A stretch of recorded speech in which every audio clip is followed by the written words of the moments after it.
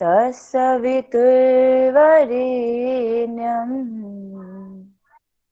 भर्गो देवस्य धीमहि धियो यो नः प्रचोदयात्। दोनों हाथ को रब करेंगे, अपनी बॉडी के चारों तरफ एक पॉजिटिव कवरिंग बनाएंगे, अपने माइंड और बॉडी को क्लास के लिए रेडी करेंगे। Again rub your both palm, put your both palm on your eyes, now open your eyes. Very good. Okay. तो आप सभी का अच्छी क्लास में बहुत बहुत स्वागत है। क्या बात है, नंबर कम है आज? सब लोग, आधे लोग सो रहे हैं क्या, या उनको पता नहीं है कि आज क्लास है? मेरी आवाज तो आ रही है ना सभी तक? यस मैम, आ रही है। हाँ, तो मैडम एक्चुअली आज आप लोग त्योहार भी है ना, आज त्योहार भी है अच्छा, इसलिए बोल मकर रहे थे। संक्रांति मना रहे हैं सभी? हाँ, ठीक है, हम लोग तो चलिए आ कोई गए, बात नहीं। कितना सारा छुट्टी दे देना था। चलिए कोई बात नहीं, पढ़ लेंगे, रिकॉर्डिंग सुन लेंगे वो जिनको जरूरत होगी। ठीक है, तो मैं स्क्रीन प्रेजेंट करती हूँ, हम लेट नहीं करते हैं। उसके पहले, स्क्रीन प्रेजेंट करने के पहले आज मैं आप लोगों से थोड़ा क्वेश्चन आंसर पूछूंगी। तो सभी लोग रेडी है ना? जो नहीं बोलेंगे उनका नाम ले लूंगी मैं, ठीक है? तो टेंशन लेने की जरूरत नहीं है आपको, ठीक है? तो आज मैं आपका क्वेश्चन स्टार्ट करती हूँ अंजिता जी से। अंजिता जी, अब बताइए लास्ट क्लास में हमने क्या पढ़ा था? मैम मैं फर्स्ट क्लास अटेंड कर रही हूँ। हाँ, आज ही आप मेरा नई थी लास्ट फर्स्ट क्लास डे में, है। इसलिए मैंने देखा आपको। जी यस, वेरी गुड। जी। कोई बात नहीं, आज की क्लास का परसों पूछूंगी मैं आपसे। अंकिता जी, ओके। आप बताइए।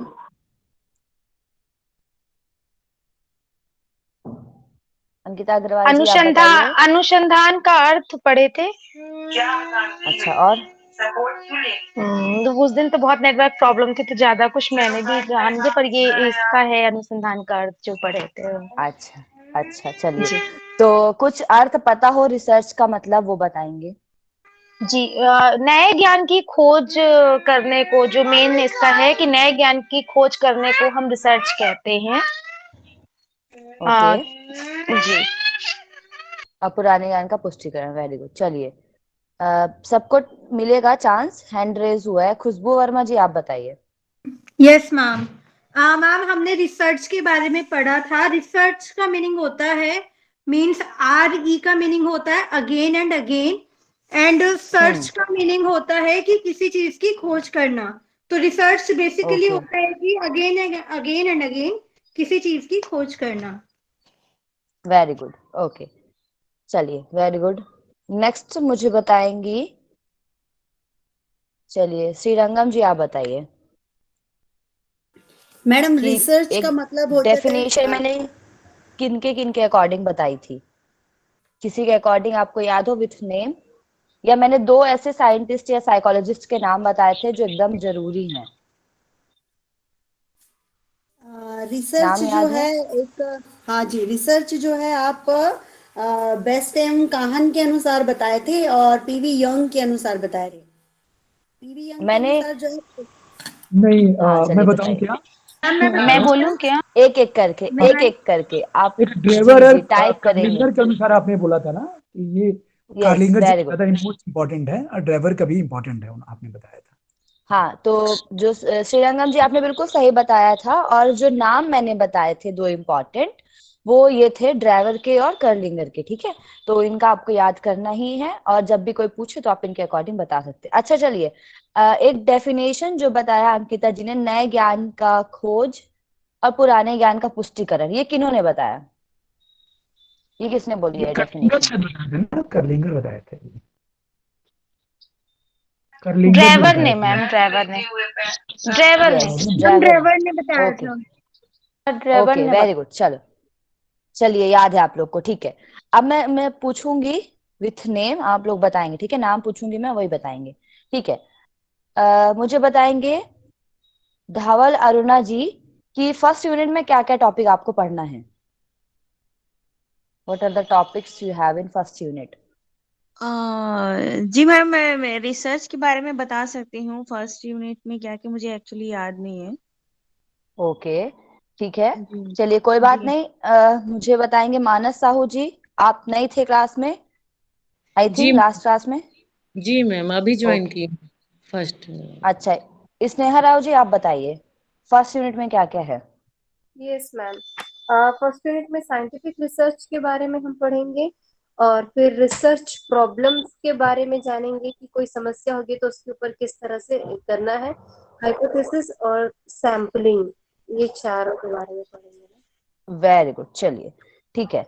मुझे बताएंगे धर्मवीर सर कि रिसर्च प्रॉब्लम क्या होती है।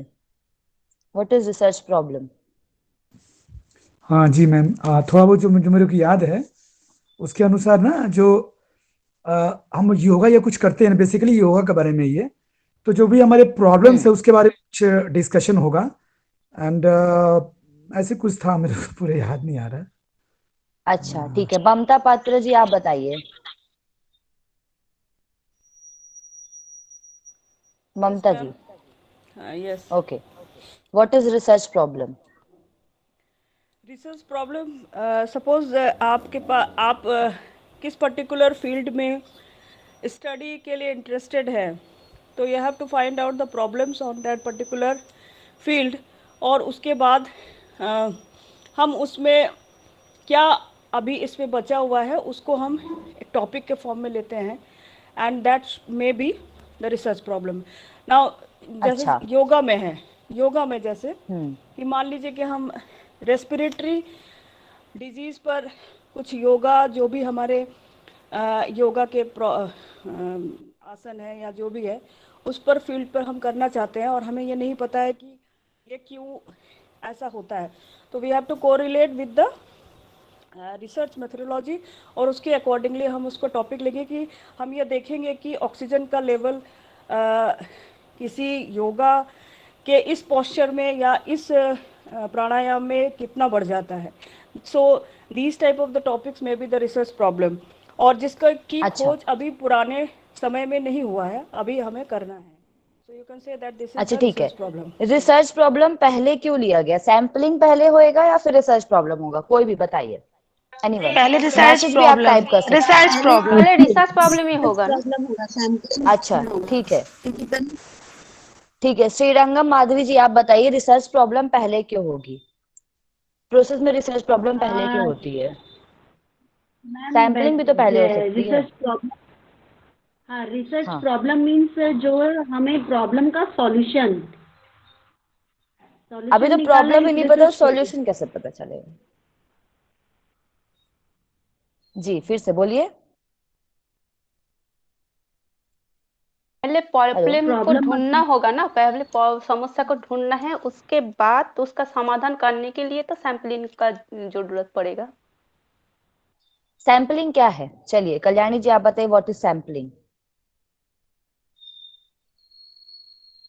तो जो कल्याणी हमारा सरकार। जरूरी, हाँ हाँ, जो हमारा जो जी मतलब प्रॉब्लम सॉल्व करने के लिए जो जरूरी चीज हम लोगों को लगेगा उसको ना मतलब क्या बोलते हैं उसको मतलब जरूरी जो चीज लगेगा उसको एक्चुअली सैंपलिंग बोलते हैं, जो हम लोग चीज तो रिप्रेजेंट। क्वेश्चनर भी हो सकता है, जैसे प्रॉब्लम सॉल्व हाँ करने के लिए तो हम क्वेश्चनर भी यूज कर सकते हैं, हाँ और मतलब कुछ टेक्निक्स भी यूज कर सकते हैं, तो वो हाँ कुछ सैम्पलिंग है। नहीं, जैसे हम जो प्रॉब्लम है उसको पहले छांटना होगा। मान मान के चलिए किसी का मुझे डायबिटीज का मतलब प्रॉब्लम को सॉल्व करना है, तो पहले डायबिटीज का जो जिसका जिसका प्रॉब्लम है उसको छानेंगे, उसका सिम्टम देखेंगे, फिर उसके लिए जो मतलब सैंपलिंग सैंपल उसी टाइप का ही मतलब रिप्रेजेंट थोड़ा सा है चलिए, मैम। कोई और जो मुझे ऑथेंटिक आंसर दे मैं पाए बोलूं व्हाट इज क्या सैम्पलिंग। थोड़ा सा, मैं बताऊं क्या थोड़ा। मैं बोलूं क्या। एक एक करके, चलिए अंकिता जी आप बताएंगी, अंकिता जी फिर बताएंगे जी, धर्मवीर जी। मतलब जो जितनी भी पॉपुलेशन है उसमें से हमें रिसर्च के लिए कि हमको जिस चीज के लिए जो चाहिए, जैसे अगर हमको डायबिटीज के लिए पेशेंट चाहिए तो उसके लिए जो हम रिसर्च करते हैं वो सैंपल में आता है, और जिस प्रोसेस से हम उसको छांटते हैं वो आई थिंक हम्म सैंपलिंग कहलाता है। अच्छा ठीक है, आपने सैम्पलिंग तो सही बताया बट आपने सैंपल गलत बताया। ठीक है, देखिए अच्छा जी। सैंपल जो होता है वो पूरे, हाँ माइक म्यूट कर लीजिए। सैंपल आपके पूरे पॉपुलेशन का एक रिप्रेजेंटेटिव होता है, जो बताता है कि आपकी पॉपुलेशन में और क्या क्या चीजें। ठीक है, मान लीजिए आप 50 डॉक्टर का एक ग्रुप है, उसमें से किसी एक डॉक्टर को उठा के लेके जाएंगे, कुछ होगा तो 50 पुलिस का एक ग्रुप है तो एक पुलिस को लेके जाएंगे जो उनका हेड होगा, वैसे एक फैमिली में से किसी एक को जो उस पूरे पॉपुलेशन को रिप्रेजेंट कर सके, ठीक है। इसीलिए हम उस सैंपल को कलेक्ट करते हैं जिससे हमें सारी पॉपुलेशन का पता चले। और ये जो कलेक्ट करने की प्रोसेस है, पॉपुलेशन से सैंपल कलेक्ट करने की प्रोसेस को हम सैंपलिंग कहते हैं, ठीक है। चलिए, ये तो मैं आपको आगे पढ़ाऊंगी। आज हमारा टॉपिक थोड़ा ब्रॉड है। आज हमें पढ़ना है टाइप ऑफ रिसर्चेस, ठीक है, जो कि बहुत बड़ा टॉपिक है, और प्रोसेस ऑफ रिसर्च, दो बहुत बड़े टॉपिक है। उसके बाद आपके सारे छोटे छोटे टॉपिक है। ऑफ रिसर्च बहुत सारी है, जैसे मैं आप लोगों को बताया था। कुछ which is important for you, जो आपके लिए जरूरी है, वही मैं आपको बताऊंगी, ठीक है। तो मैं स्क्रीन प्रेजेंट करूंगी, आप लोग मुझे बता दीजिएगा स्क्रीन प्रेजेंट हो रही है या नहीं, ठीक है। Okay, second रुकिएगा।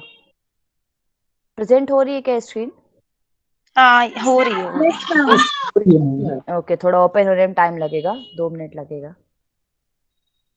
मोबाइल में बहुत सारा स्टफ है, so it will take time, ठीक है। अच्छा, मुझे बताइए कि किसी ने पहले पढ़ा है टाइप ऑफ रिसर्चेज? एनीवन नहीं मैम, जिन्होंने पहले मैंने पढ़ा हो? No ma'am, no. अच्छा, ठीक है। चलिए, तो आज का हमारा टॉपिक है टाइप ऑफ रिसर्च। मैं आपको इसको एकदम अंदर से नहीं पढ़ाऊंगी, क्योंकि जितना अंदर आप जाएंगे उतना आप कंफ्यूज होंगे, ठीक है। तो मैडम, ये आपके बुक जानने में के है लिए क्या? कौन सा बुक है? ये है केवीएस मदान की बुक, बट मैंने ना आपके लिए अलग से एक स्लाइड बनाई है, उसमें मैंने कुछ चीजें डाली है, तो आप देख लीजिएगा। केवीएस मदान की हिंदी वाली बुक वैसे मैं आपको सेंड कर दूंगी आज, ठीक है, क्योंकि मैं उससे आज आप लोग को पढ़ाने वाली हूँ। तो हिंदी और इंग्लिश दोनों मैं आपको सेंड कर पहले जो दूंगी। आप भेजे थे वो वाली बुक में टाइप ज्यादा नहीं बताए गए, ठीक है। तो उससे हम रिसर्च प्रॉब्लम और हाइपोथेसिस ये सब पढ़ेंगे, बट टाइप्स जो है वो केवीएस मदान की बुक में अच्छा दिया हुआ है, और मेरी नोट्स भी है, बट मेरी नोट्स इतनी अच्छी नहीं लिखी हुई है कि आप लोग को यूज आए, ठीक है। तो इसलिए मैम, मैंने यही आपके वाला लिए भेज दीजिए, ये वाला ठीक दिख रहा है, यही वाला को भेज दीजिएगा। हाँ, मैं भेज दूंगी आज आप लोग को पढ़ाने के बाद, डोंट वरी, ठीक है। अभी तो स्क्रीन दिख रही है ना सभी यस को? Ma'am, yes ma'am. Okay okay, ठीक है। तो पढ़ाने के बाद आप लोग को भेज दूंगी, बिल्कुल चिंता ना करें, आप लोग सब मिल जाएगा आपको, ठीक है। आप इससे देख के नकल भी कर सकते हैं, बट करना नहीं है ऐसे, वीडियो ऑन करके आपका एग्जाम होगा, ठीक है। चलिए, तो अब हम पढ़ेंगे टाइप ऑफ रिसर्चेस, ठीक है। तो हिंदी इंग्लिश दोनों में मैं आपको पढ़ाऊंगी, तो बिल्कुल जिनको हिंदी में समझ में नहीं आ रहा है बिल्कुल टेंशन ना ले, इंग्लिश में भी आपके लिए है। और जिनको इंग्लिश में समझ में नहीं आ रहा वो हिंदी में पढ़ लें, ठीक है, कोई दिक्कत नहीं है। आप लोग आराम से जो लैंग्वेज आपको अच्छी लगे उस पर पढ़ सकते हैं आप। उर्दू नहीं बनता, मुझे उर्दू नहीं बता सकती मैं, ठीक है। चलिए, अब इसमें है आपका नेक्स्ट, फर्स्ट है परिणाम के आधार पर। रिसर्च बहुत सारी होती है, कौन सी रिसर्च कैसा परिणाम देती है, मतलब रिजल्ट देती है, उसके आधार पर दो रिसर्च होती है। परिणाम को इंग्लिश में बोलते हैं on the basis of outcome, मतलब कि आप कोई भी रिसर्च कर रहे हैं तो उसका आउटकम कैसे आएगा, परिणाम के आधार पर ये जो है रिसर्च बनाई गई है। पहले मैं आपको केवल टाइप पढ़ाऊंगी, कितने टाइप हैं, फिर उसके अंदर का मैं आपको साथ साथ पढ़ाऊंगी, ठीक है। तो बिल्कुल चिंता ना करें, एकदम आराम से पढ़े। कोई डाउट हो तो आप लोग अपने कॉपी में नोट कर रहे, at the end of the class आप पूछ सकते हैं, ठीक है। चलिए, पहला है आपका परिणाम के आधार पर। स्क्रीन दिख रही है ना? एक सेकेंड रुकिएगा।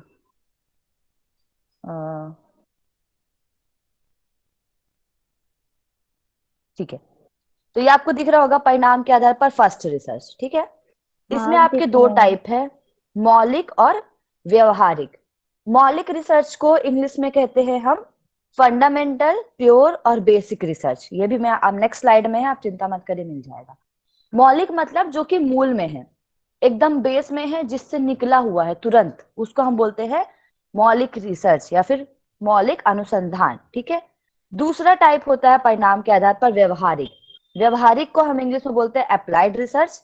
उसी के अंदर एक टाइप होता है क्रियात्मक, जिसको हम बोलते हैं एक्शन रिसर्च, ठीक है।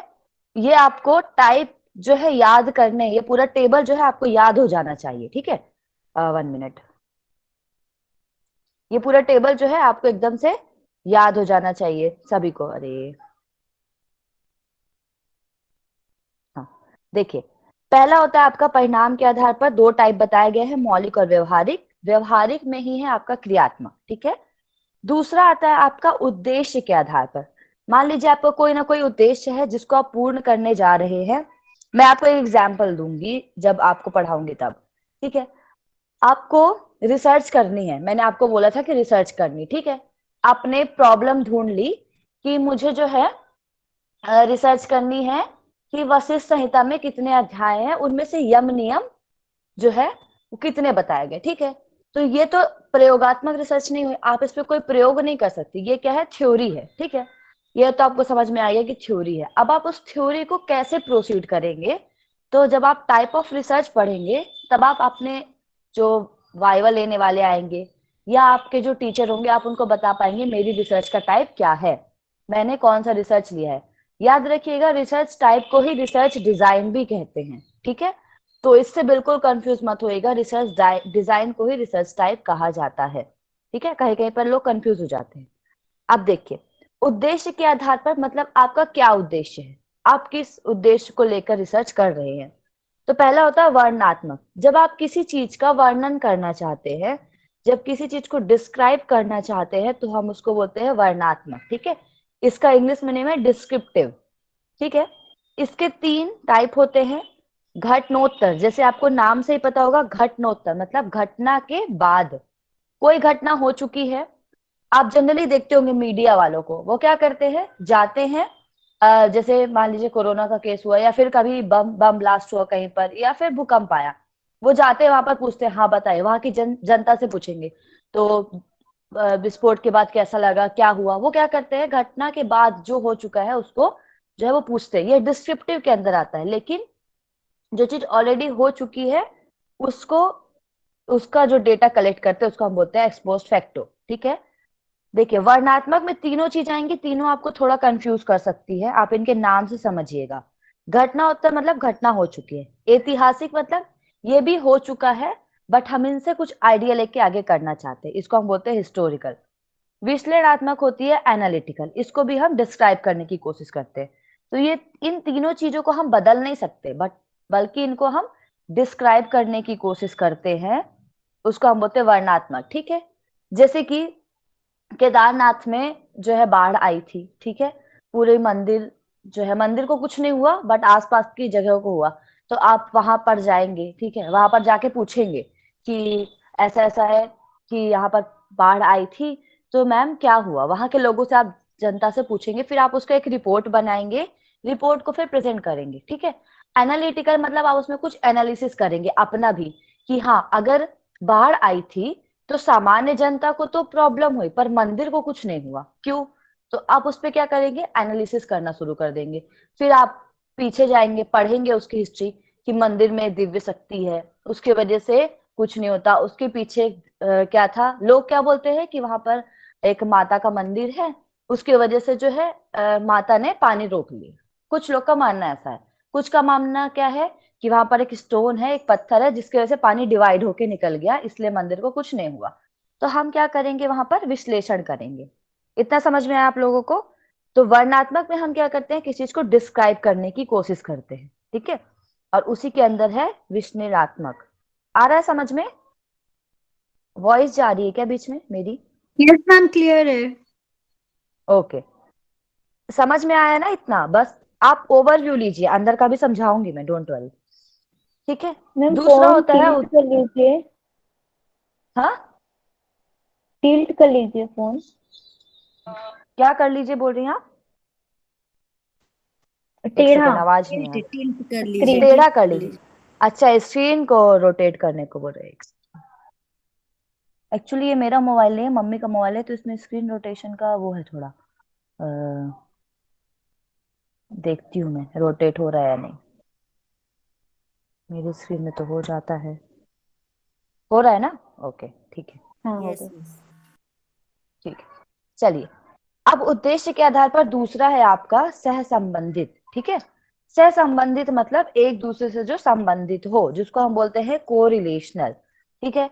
ये भी एक दूसरे से संबंधित होकर, ये आपको पता चलेगा आगे। नेक्स्ट होती है व्याख्यात्मक, जिसको हम बोलते हैं एक्सप्लानेटरी, मतलब हम जब किसी चीज को एक्सप्लेन करते हैं, तो 2 डिफरेंस है एक्सप्लेन में और डिस्क्राइब करने में, ठीक है। एक्सप्लेन मतलब उसकी व्याख्या करना, उसको हम व्याख्या करके समझा रहे हैं कि मीनाक्षी है, मीनाक्षी का मतलब ये होता है, ठीक है। वर्णात्मक मतलब मीनाक्षी का ओरिजिन यहाँ से हुआ था, मीनाक्षी मतलब 2 मीन और अक्ष मछली जैसे आंखों वाली, ये वो करके पूरा जो डिस्क्राइब करेगा वो आपका वर्णात्मक होता है। व्याख्यात्मक मतलब उसको बस थोड़ा सा एक्सप्लेन करना कि मीनाक्षी का मतलब ये है, ठीक है। फिर आता है आपका समन्वयसी, जिसको हम बोलते हैं एक्सप्लोरेटरी। यहाँ पर हम कोई चीज को एक्सप्लोर करने की कोशिश करते हैं। जैसे कि मैंने आपको बताया था कोई जगह है जहां पर हम गए, हमने उसको एक्सप्लोर कर दिया, ठीक है। फिर दूसरा होता है आपका प्रायोगिक। प्रायोगिक को हम बोलते हैं जहां पर हम कोई प्रयोग लगाए, जैसे कि नाड़ी शोधन का हमारे ब्लड प्रेशर पर इफेक्ट, ठीक है। तो ये क्या हो गया आपका प्रायोगिक। आया समझ इतना, ठीक है। तो ये आपके मैम 5 बेसिक। प्रायोगिक को इंग्लिश में क्या बोलेंगे? एक्सपेरिमेंटल, ठीक है। मैं भी आपको आगे बताऊंगी, नेक्स्ट स्लाइड में इंग्लिश वाला भी है, ठीक है। ओके, इसलिए मैंने आप लोग के लिए अलग से ये स्लाइड बनाई है। नेक्स्ट आता है आपका तर्क के आधार पर। तर्क मतलब क्या होता है, कोई लॉजिक, ठीक है। हम लॉजिक लगाते हैं और फिर अपनी रिसर्च को करते हैं, ठीक है। तो इसमें 2 टाइप होते हैं आपके, आगमन और निगमन। ये मैं आपको आगे बढ़ाऊंगी कि क्या होता है इसका मतलब। आगमन को बोलते हैं इंडक्टिव, निगमन को बोलते हैं डिडक्टिव, ठीक है। 2 चीज होती है। अब इसको डिस्क्राइब करूंगी तो आपको समझ में आएगा, बस इतना याद रखिए। हाँ, आगमन होता है आपका इंडक्टिव और निगमन होता है डिडक्टिव। आगे दिए हुए हैं टाइप, आप लोग देख लीजिएगा एक बार, बट लिख लीजिए ऊपर जो मैं टॉपिक बोले ना मेन हेडिंग, उसको बस आप लिख लीजिए कि तर्क को लॉजिक बोलते हैं, ठीक है, on the basis of logic, ठीक है। नेक्स्ट होता है आपका प्रक्रिया, आप क्या प्रोसेस कर रहे हैं, ठीक है, उसके बेस पे। तो on the basis of process आपकी 2 होती हैं, एक्चुअल होती 3 है, मेन 2 होती हैं, ठीक है। पहली होती है मात्रात्मक, दूसरी होती है गुणात्मक। मात्रात्मक को बोलते हैं हम क्वांटिटेटिव। मात्रा मतलब जहां पर क्वांटिटी है, ठीक है, 1 2 3 4 5। गुणात्मक मतलब जहां पर गुण है, जैसे कि बोल दिया जाए धर्मवीर सर की पर्सनैलिटी बहुत अच्छी है, तो आप पर्सनैलिटी को गिनती में नहीं रख सकते कि 20% पर्सनैलिटी की, 20 नंबर में पर्सनैलिटी अच्छी है, 10 नंबर में पर्सनैलिटी अच्छी है। वो गुण को हम कभी काउंट नहीं कर सकते। लेकिन अगर मैं हाइट की बात करूं कि सर की हाइट 5 फुट 7 इंच या 5 फुट 8 इंच है, तो वो उनकी मात्रा हो गई, ठीक है। तो हम किसी चीज को जब मात्रा के बेस पे करें, ठीक है, तो उसको हम बोलते हैं क्वांटिटेटिव। जब हम उसका गुण देखें तो उसको हम बोलते हैं क्वालिटेटिव। और जहां पर दोनों चीज हो जाए, ठीक है, जहां पर हम दोनों चीज बता पाए, जैसे कि मैंने कह दिया पर्सनैलिटी 20%, परसेंट में अगर हम नापते हैं 100% में कितनी परसेंट पर्सनैलिटी इनकी अच्छी है, जब किसी को मेंटल डिसऑर्डर होता है या फिर पर्सनैलिटी डिसऑर्डर होता है, ठीक है। तो हमने क्या किया, यहाँ पे दोनों चीज को मिक्स कर दिया, तो उसको हम क्या बोलते हैं, मिक्स्ड। अब देखिए गुणात्मक के बहुत सारे टाइप होते हैं, आपको इनके टाइप नहीं पढ़ना है, ठीक है। बहुत अंदर डीप स्टडी है ये, जब आप लोग को नेट की क्लास या कभी होगा, अगर आपको बहुत डीप पढ़ना है तो राहुल सर की क्लास का वीडियो डला है, आप उससे पढ़ सकते हैं, या फिर बुक से भी, ठीक है। मैं इसका बस नाम और थोड़ा थोड़ा इंट्रो दे दूंगी आपको पढ़ाते समय। तो गुणात्मक में देखिए पहला होता है समूह केंद्रित। समूह को क्या बोलते हैं, फोकस्ड ग्रुप, जिसमें एक ग्रुप होता है उसी पे हम फोकस करके पूरी रिसर्च करते हैं, ठीक है। दूसरा होता है आपका प्रत्यक्ष अवलोकन। प्रत्यक्ष अवलोकन में क्या होता है, हम किसी भी इंसान का डायरेक्ट स्टडी जो है करते हैं, ठीक है। फिर होता है गहन साक्षात्कार, किसी भी व्यक्ति की इन डेप्थ स्टडी करते हैं। कथनात्मक हो गया आपका नरेटिव, जब हम कोई कहानी सुनाकर या कहानी सुनकर अपनी रिसर्च को करते हैं या अपनी रिसर्च को पूरी कहानी की तरह बना देते हैं, तो उसको हम बोलते हैं कथात्मक, जिसको इंग्लिश में बोला जाता है नरेटिव, ठीक है। फिर होता है आपका घटनाजन्य, मतलब कि किसी फिनोमिना की वजह से हम कोई रिसर्च करते हैं, कोई फिनोमिना हुआ हमारे साथ, उसी के बेस पे हमने रिसर्च कर दी, या किसी व्यक्ति के साथ। फिर होता है नृजातीय, ठीक है, इसको बोलते हैं एथनोग्राफिक। नृजातीय मतलब जनरली ये हमारे कल्चर या हमारे जियोग्राफिक से रिलेटेड होता है। फिर होता है व्यक्तिगत अध्ययन, इंडिविजुअल। फिर होता है प्रदत्त आधार, मतलब डेटा या फिर ग्राउंडेड थ्योरी जिसको हम कहते हैं, ठीक है। So these are type of गुणात्मक। गुणात्मक के ये कुछ टाइप हैं, बस इनके नाम पढ़ लीजिए, अंदर का मैं आपको नहीं बताऊंगी या फिर थोड़ा बहुत बता दूंगी, ठीक है। अब देखिए मैंने आपको 2 बताई अभी तक, तर्क के आधार पर और प्रक्रिया के आधार पर, तीसरी है आपकी जांच के आधार पर, ठीक है। ये तीनों जो रिसर्चेस होती हैं बिल्कुल एक दूसरे से रिलेटेड होती हैं, ठीक है। आगमन को हम इंडक्टिव कहते हैं, उसी को ही हम क्वालिटेटिव यानी गुणात्मक भी कह सकते हैं, उसी को हम असंरक्षित भी कह सकते हैं, ठीक है। आगमन को हम गुणात्मक भी कह सकते हैं और असंरक्षित भी कह सकते हैं, असंचरित, ठीक है। इतना समझ में आया? असंरचित मतलब मैम एक बार और बता अनस्ट्रक्चर्ड। दीजिए। देखिए, मैंने आपको तीन टाइप, अभी दो टाइप बता दिए, तर्क के आधार पर, प्रक्रिया के आधार पर और जांच के आधार पर, ठीक है। इन तीनों के आधार पर दो दो टाइप होते हैं। तर्क के आधार पर होता है आपका आगमन और निगमन, प्रक्रिया के आधार पर होता है मात्रात्मक और गुणात्मक, जांच के आधार पर होता है आपका संरचित और असंरचित। संरचित को बोलते हैं स्ट्रक्चर्ड अप्रोच और असंरचित को बोलते हैं अनस्ट्रक्चर्ड अप्रोच, ठीक है।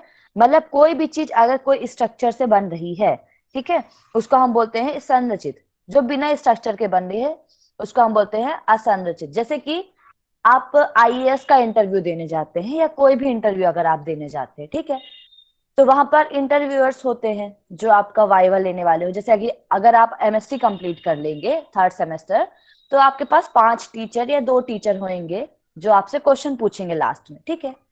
तो उनके पास पहले से प्री डिटरमाइंड 10 क्वेश्चन होते हैं, वही 10 क्वेश्चन वो हर व्यक्ति से पूछते हैं, ठीक है। तो उसको हम क्या बोलते हैं?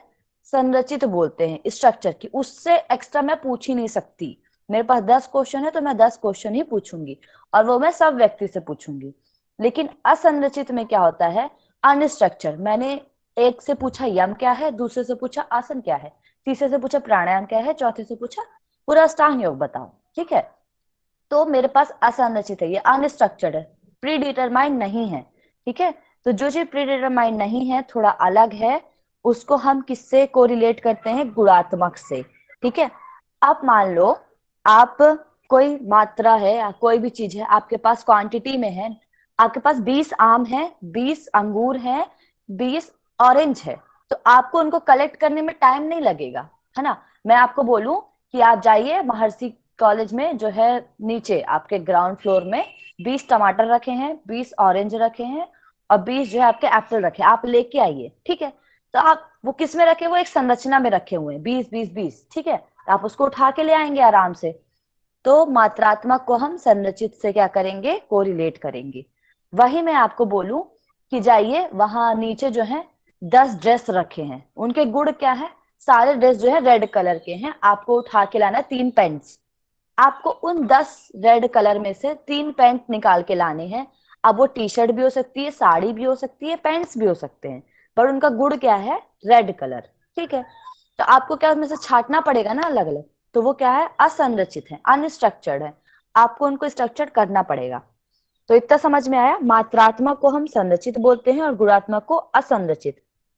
और आपका जो आगमन है जिसको हम इंडक्टिव बोलते हैं, ये मैं आपको बता दूंगी, बस इतना याद रखना कि आगमन को हम गुणात्मक से असंरचित से, आ से याद रख लेना, ठीक है। आगमन गुणात्मक और असंरचित एक है, निगमन मात्रात्मक और संरचित ये तीनों एक है, ठीक है। इतना आया समझ में? कोई कंफ्यूजन बोल दीजिएगा, क्योंकि मैं मैसेज तो देख नहीं पा रही हूँ, स्क्रीन प्रेजेंट कर रही हूँ, तो बोल दीजिएगा कोई, ठीक है। हेलो यस मैम क्लियर नहीं हो पा मैम, एक रहा है बार मैडम। ये निगम वाला बता दीजिए ना, निगम संरचित क्या क्या एक है मीन्स? देखो मैं बता रही हूँ, एक सेकेंड। सर किनको के क्लियर बीच में नहीं हो रहा है? ठीक है, देखिए आपका ना पहले देखो, एक सेकेंड रुक जाओ। आपका याद रखो, मैंने आपसे क्या बोला? पहले दो चीज को पहले आपको रिलेट करो, प्रक्रिया को और जांच को, ठीक है। मैंने संरचना की बात की, कोई भी चीज स्ट्रक्चर्ड है तो वो मात्रा से कोरिलेट करेगी, ठीक है। और वही चीज आपकी निगमन, मैं आपको निगमन का अर्थ बताऊंगी, अब इसके लिए परेशान मत हो। निगमन मात्रात्मक और संरचित ये तीनों एक हैं, ठीक है। इसके बाद आपका आगमन गुणात्मक और असंरचित ये तीनों एक है। आया समझ में? जो सेम कलर में है वो एक जैसे हैं, उनका जो फीचर है, कैटेगरी है, एक जैसी है, इतना याद रखिए, ठीक है। आया इतना समझ में? हेलो यस यस ओके, अब नेक्स्ट हम आते हैं। बिल्कुल चिंता नहीं करिएगा कि बिल्कुल समझ नहीं आ रहा है, एकदम ऊपर से जा रहा है, ऐसा कुछ नहीं है। अभी आपको सब क्लियर होगा जब मैं पढ़ाऊंगी आगे, ठीक है। नेक्स्ट आता है आपका अवधारणा के आधार पर। इसका इंग्लिश में नीचे स्लाइड है, डोंट वरी। अवधारणा को हम बोलते हैं on the basis of concept, ठीक है। कोई भी अवधारणा बना लीजिए। पहला होता है वैचारिक, जिसको हम बोलते हैं कंसेप्चुअल। दूसरा होता है एम्पिरिकल, अनुभव। वैचारिक मतलब कि किसी ने कुछ विचार दे दिया, उसी के बेस पे हम करें। जैसे चारवाक दर्शन है, उनने क्या बोला, खाओ पियो मौज करो। दर्शन पढ़ लिया है ना आप लोगों ने? Yes ma'am. दर्शन, हाँ ठीक है। तो कितने आस्तिक दर्शन है? 6 छह है, ठीक है।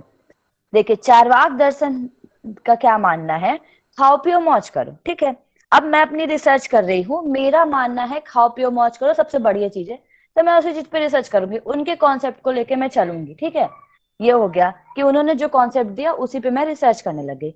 दूसरा होता है अनुभव सिद्ध। लेकिन मैंने अनुभव किया, किन के अकॉर्डिंग मैंने अनुभव किया? योग दर्शन के अकॉर्डिंग, कि नहीं, अष्टांग योग का पालन करना अच्छी बात होती है, उसको अगर हम करेंगे। तो मैंने उनको अनुभव किया, मैंने योग कोर्स ज्वाइन किया। मैंने ज्वाइन किया था केवल नंबर्स के लिए, कि मेरे को नंबर चाहिए, डिग्री चाहिए। लेकिन जैसे जैसे मैं योग की प्रैक्टिस करने लगी, मुझे अनुभव हो गया, ठीक है, कि ऐसा ऐसा होता है। या फिर मैं क्या की, जानने गई चारवाक दर्शन वालों के पास और योग दर्शन वालों के पास, दोनों की मैंने लाइफस्टाइल देखी, कौन कैसे रहता है। मैं योग वालों से पूछी, ठीक है। अब मैं चली गई, मान लीजिए पतंजलि गई, कैवल्य धाम लोनावाला चली गई, देव संस्कृति विश्वविद्यालय चली गई। यहाँ के लोगों ने अपना अनुभव बताया कि हम योग करते हैं तो हमारे जीवन में ऐसी ऐसी चीजें घट रही हैं, ठीक है। तो उन्होंने अपने अनुभव के अकॉर्डिंग बताया, तो हमने उनसे डायरेक्ट नॉलेज ली और हमने अपने रिसर्च में डाल दिया ऐसा ऐसा होता है, ठीक है। फिर हमने अपने भी एक्सपीरियंस लगाए, तो इसको हम क्या बोलते हैं? अनुभव सिद्ध, ठीक है। वैचारिक मतलब मैंने किसी का कॉन्सेप्ट ले लिया और उसके ऊपर काम कर रही हूं मैं, ठीक है। ये हो गया अवधारणा का। तो ये सारे आपके टोटल टाइप्स हैं। आप इनके अंदर का पढ़े या ना पढ़े, आपको इनके बीच डिफरेंस पता होना चाहिए, ठीक है, कि किसके आधार पर कितने टाइप दिए गए हैं। ये मैं आप लोग को नेट के लेवल का पढ़ा रही हूँ, ठीक है, ध्यान रखिएगा। यूनिवर्सिटी में इतना ऑर्गेनाइज नहीं पढ़ाते कहीं पे भी, मैं खुद नहीं पढ़ी हूँ इतना ऑर्गेनाइज्ड। तो नेट के लेवल का पढ़ा रही, क्योंकि इससे आपको पूछ सकते हैं, ठीक है। तो ये चार्ट आपके माइंड में एकदम जम जाना चाहिए। नेक्स्ट है और आपका धार्मिक का मतलब इंग्लिश क्या हो में गया? धार्मिक। अच्छा धार्मिक देखिए, धार्मिक कोई रिसर्च का टाइप नहीं होता है, ठीक है। हम कोई रिसर्च करते हैं, वो तो आपने धर्म दे दिया, धर्म का नाम। हम कोई रिसर्च करते हैं उस बेस पे जिसको हम क्वांटिटी और क्वालिटी दोनों के आधार पर जज कर सके, उसी को हम रिसर्च कहते हैं। और खासकर साइंटिफिक रिसर्च मैंने आपको बताया था, जिसको हम मीजर कर सके, जिसका रिजल्ट निकाल सके, जिसके ऊपर डिस्कशन कर सके, वो सर्च है, ठीक है, रिसर्च है। धर्म रिसर्च का टाइप नहीं है। धर्म एक समस्या हो सकती है, एक प्रॉब्लम हो सकती है धर्म की। जो हिंदू धर्म है और मुस्लिम धर्म है, इनमें ये चल रहा है, तो हम क्या करेंगे, कुछ ना कुछ टेक्स्ट का इसमें हम रिव्यूज लेंगे, रिव्यू लिटरेचर लेंगे कि पहले इस पे कुछ वर्क हुआ है या नहीं हुआ है। अगर वर्क हुआ होगा तो हम पहले देखेंगे हमको नया क्या करना है। हिंदू और मुस्लिम धर्म में तो बहुत सारे हुए होंगे, ठीक है। हमको नया क्या करना है इनमें से, कि हिंदू धर्म को ये प्रैक्टिस कराए, मुस्लिम धर्म को ये प्रैक्टिस कराए, तो ये आउटकम निकलेगा, ठीक है। तो ये तो मैंने प्रयोगात्मक बोल दिया। थ्योरेटिकल में मैं क्या करूंगी, रामायण उठा ली और कुरान उठा ली, दोनों का टेक्स्ट में जो लिखा है उसका कंपैरेटिव स्टडी मैंने कर दिया, ठीक है। तो ये क्या हुआ, ये कंपैरेटिव स्टडी और एक जो बोलना चाहिए थ्योरेटिकल और प्रैक्टिकल, इन दोनों टाइप के अंतर्गत आ गया, ठीक है।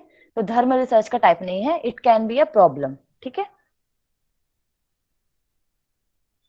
चलिए नेक्स्ट स्लाइड पे हम आएंगे। देखिए, तो मैंने जो आप लोग को, नेक्स्ट स्लाइड दिख रही ना आप लोगों को अच्छे से?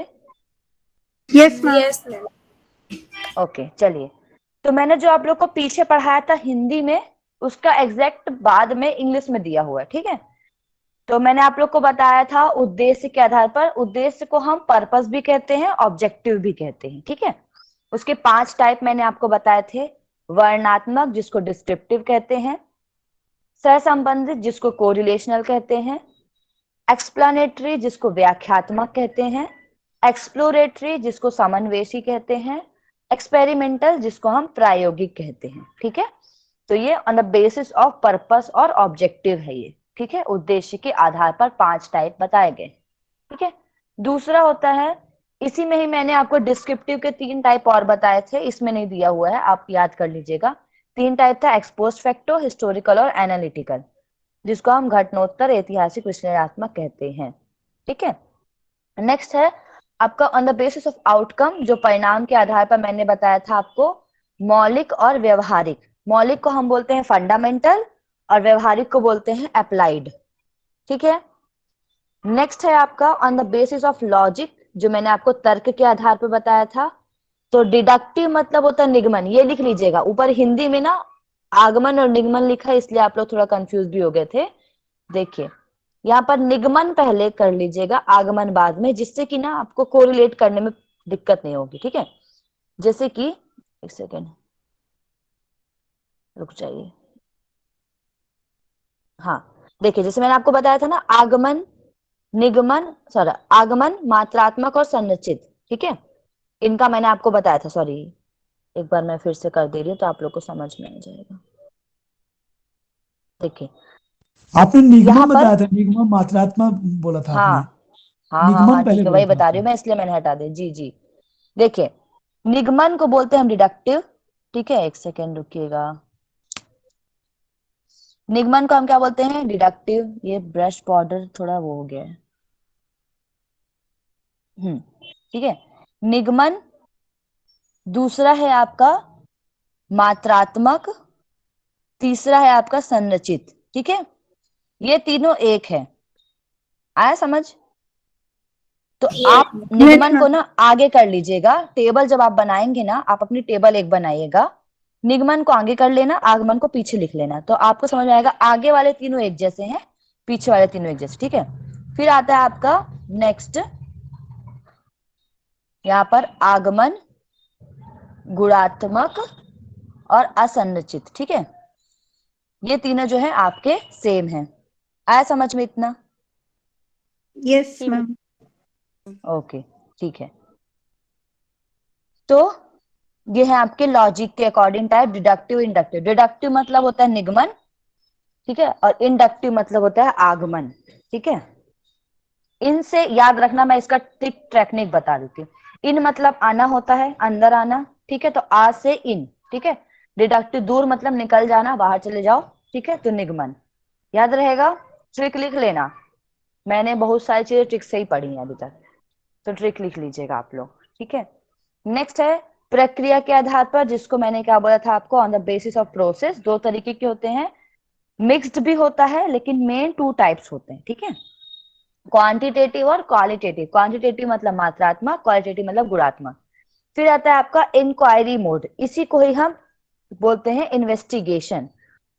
On the basis of investigation और इंक्वायरी मोड, या फिर जांच के आधार पर, 2 तरीके की होती है, संरचित और असंरचित। ठीक है, जिसको स्ट्रक्चर्ड और अनस्ट्रक्चर्ड कहते हैं। नेक्स्ट है आपका on the basis of idea और कॉन्सेप्ट, जिसको हम बोलते हैं अवधारणा के आधार पर। 2 तरीके की होती हैं, वैचारिक और अनुभाविक। ठीक है, जिसको हम बोलते हैं कॉन्सेप्चुअल और एम्पिरिकल। ठीक है, तो ये तो हो गए आपके टाइप। हिंदी में, ये हिंदी में है आपका, जिसको हिंदी में पढ़ना हिंदी में पढ़ लो।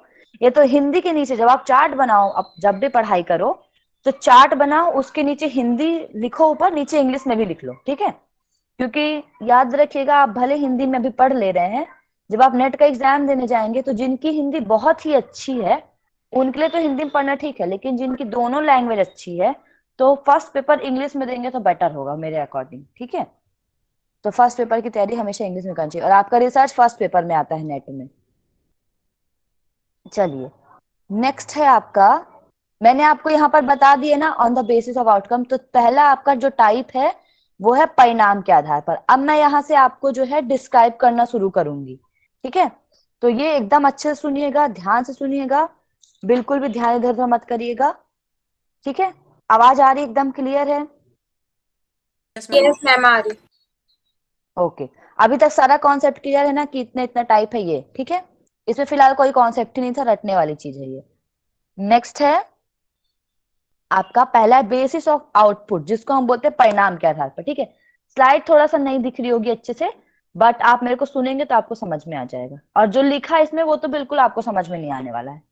आप एक्स्ट्रा जो समझोगे वही आप लिख लो, लेमन लैंग्वेज में लिख लो, भले आप एग्जाम में उसको बुक की लैंग्वेज में पढ़ाना, ठीक है, बताना। चलो तो देखो, पहला होता है आपको on the basis of outcome. ठीक है, परिणाम के आधार पर अनुसंधान दो प्रकार के होते हैं, मौलिक और व्यवहारिक। ठीक है, मौलिक को ही हम बोलते हैं बेसिक रिसर्च, फंडामेंटल रिसर्च या फिर प्योर रिसर्च। इनके तीनों नाम याद रखना। ठीक है, फंडामेंटल, बेसिक और प्योर, तीनों को बोलते हैं मौलिक, इसी का नाम है। फंडामेंटल क्यों बोलते हैं? फंडामेंटल मतलब प्राथमिक। ठीक है, अब देखिए इसमें क्या लिखा है, यह मूलतः ज्ञान के वर्तमान संग्रह में वृद्धि के लिए होता है। ठीक है, ये क्या करती है, हमारे पास ऑलरेडी चीजें हैं, बस ये हमको नॉलेज बढ़ाने के लिए काम आती है ये रिसर्च। अब मैं आपको पूरे रिसर्च मेथोडोलॉजी का बहुत इंपॉर्टेंट पार्ट पढ़ाने जा रही हूँ।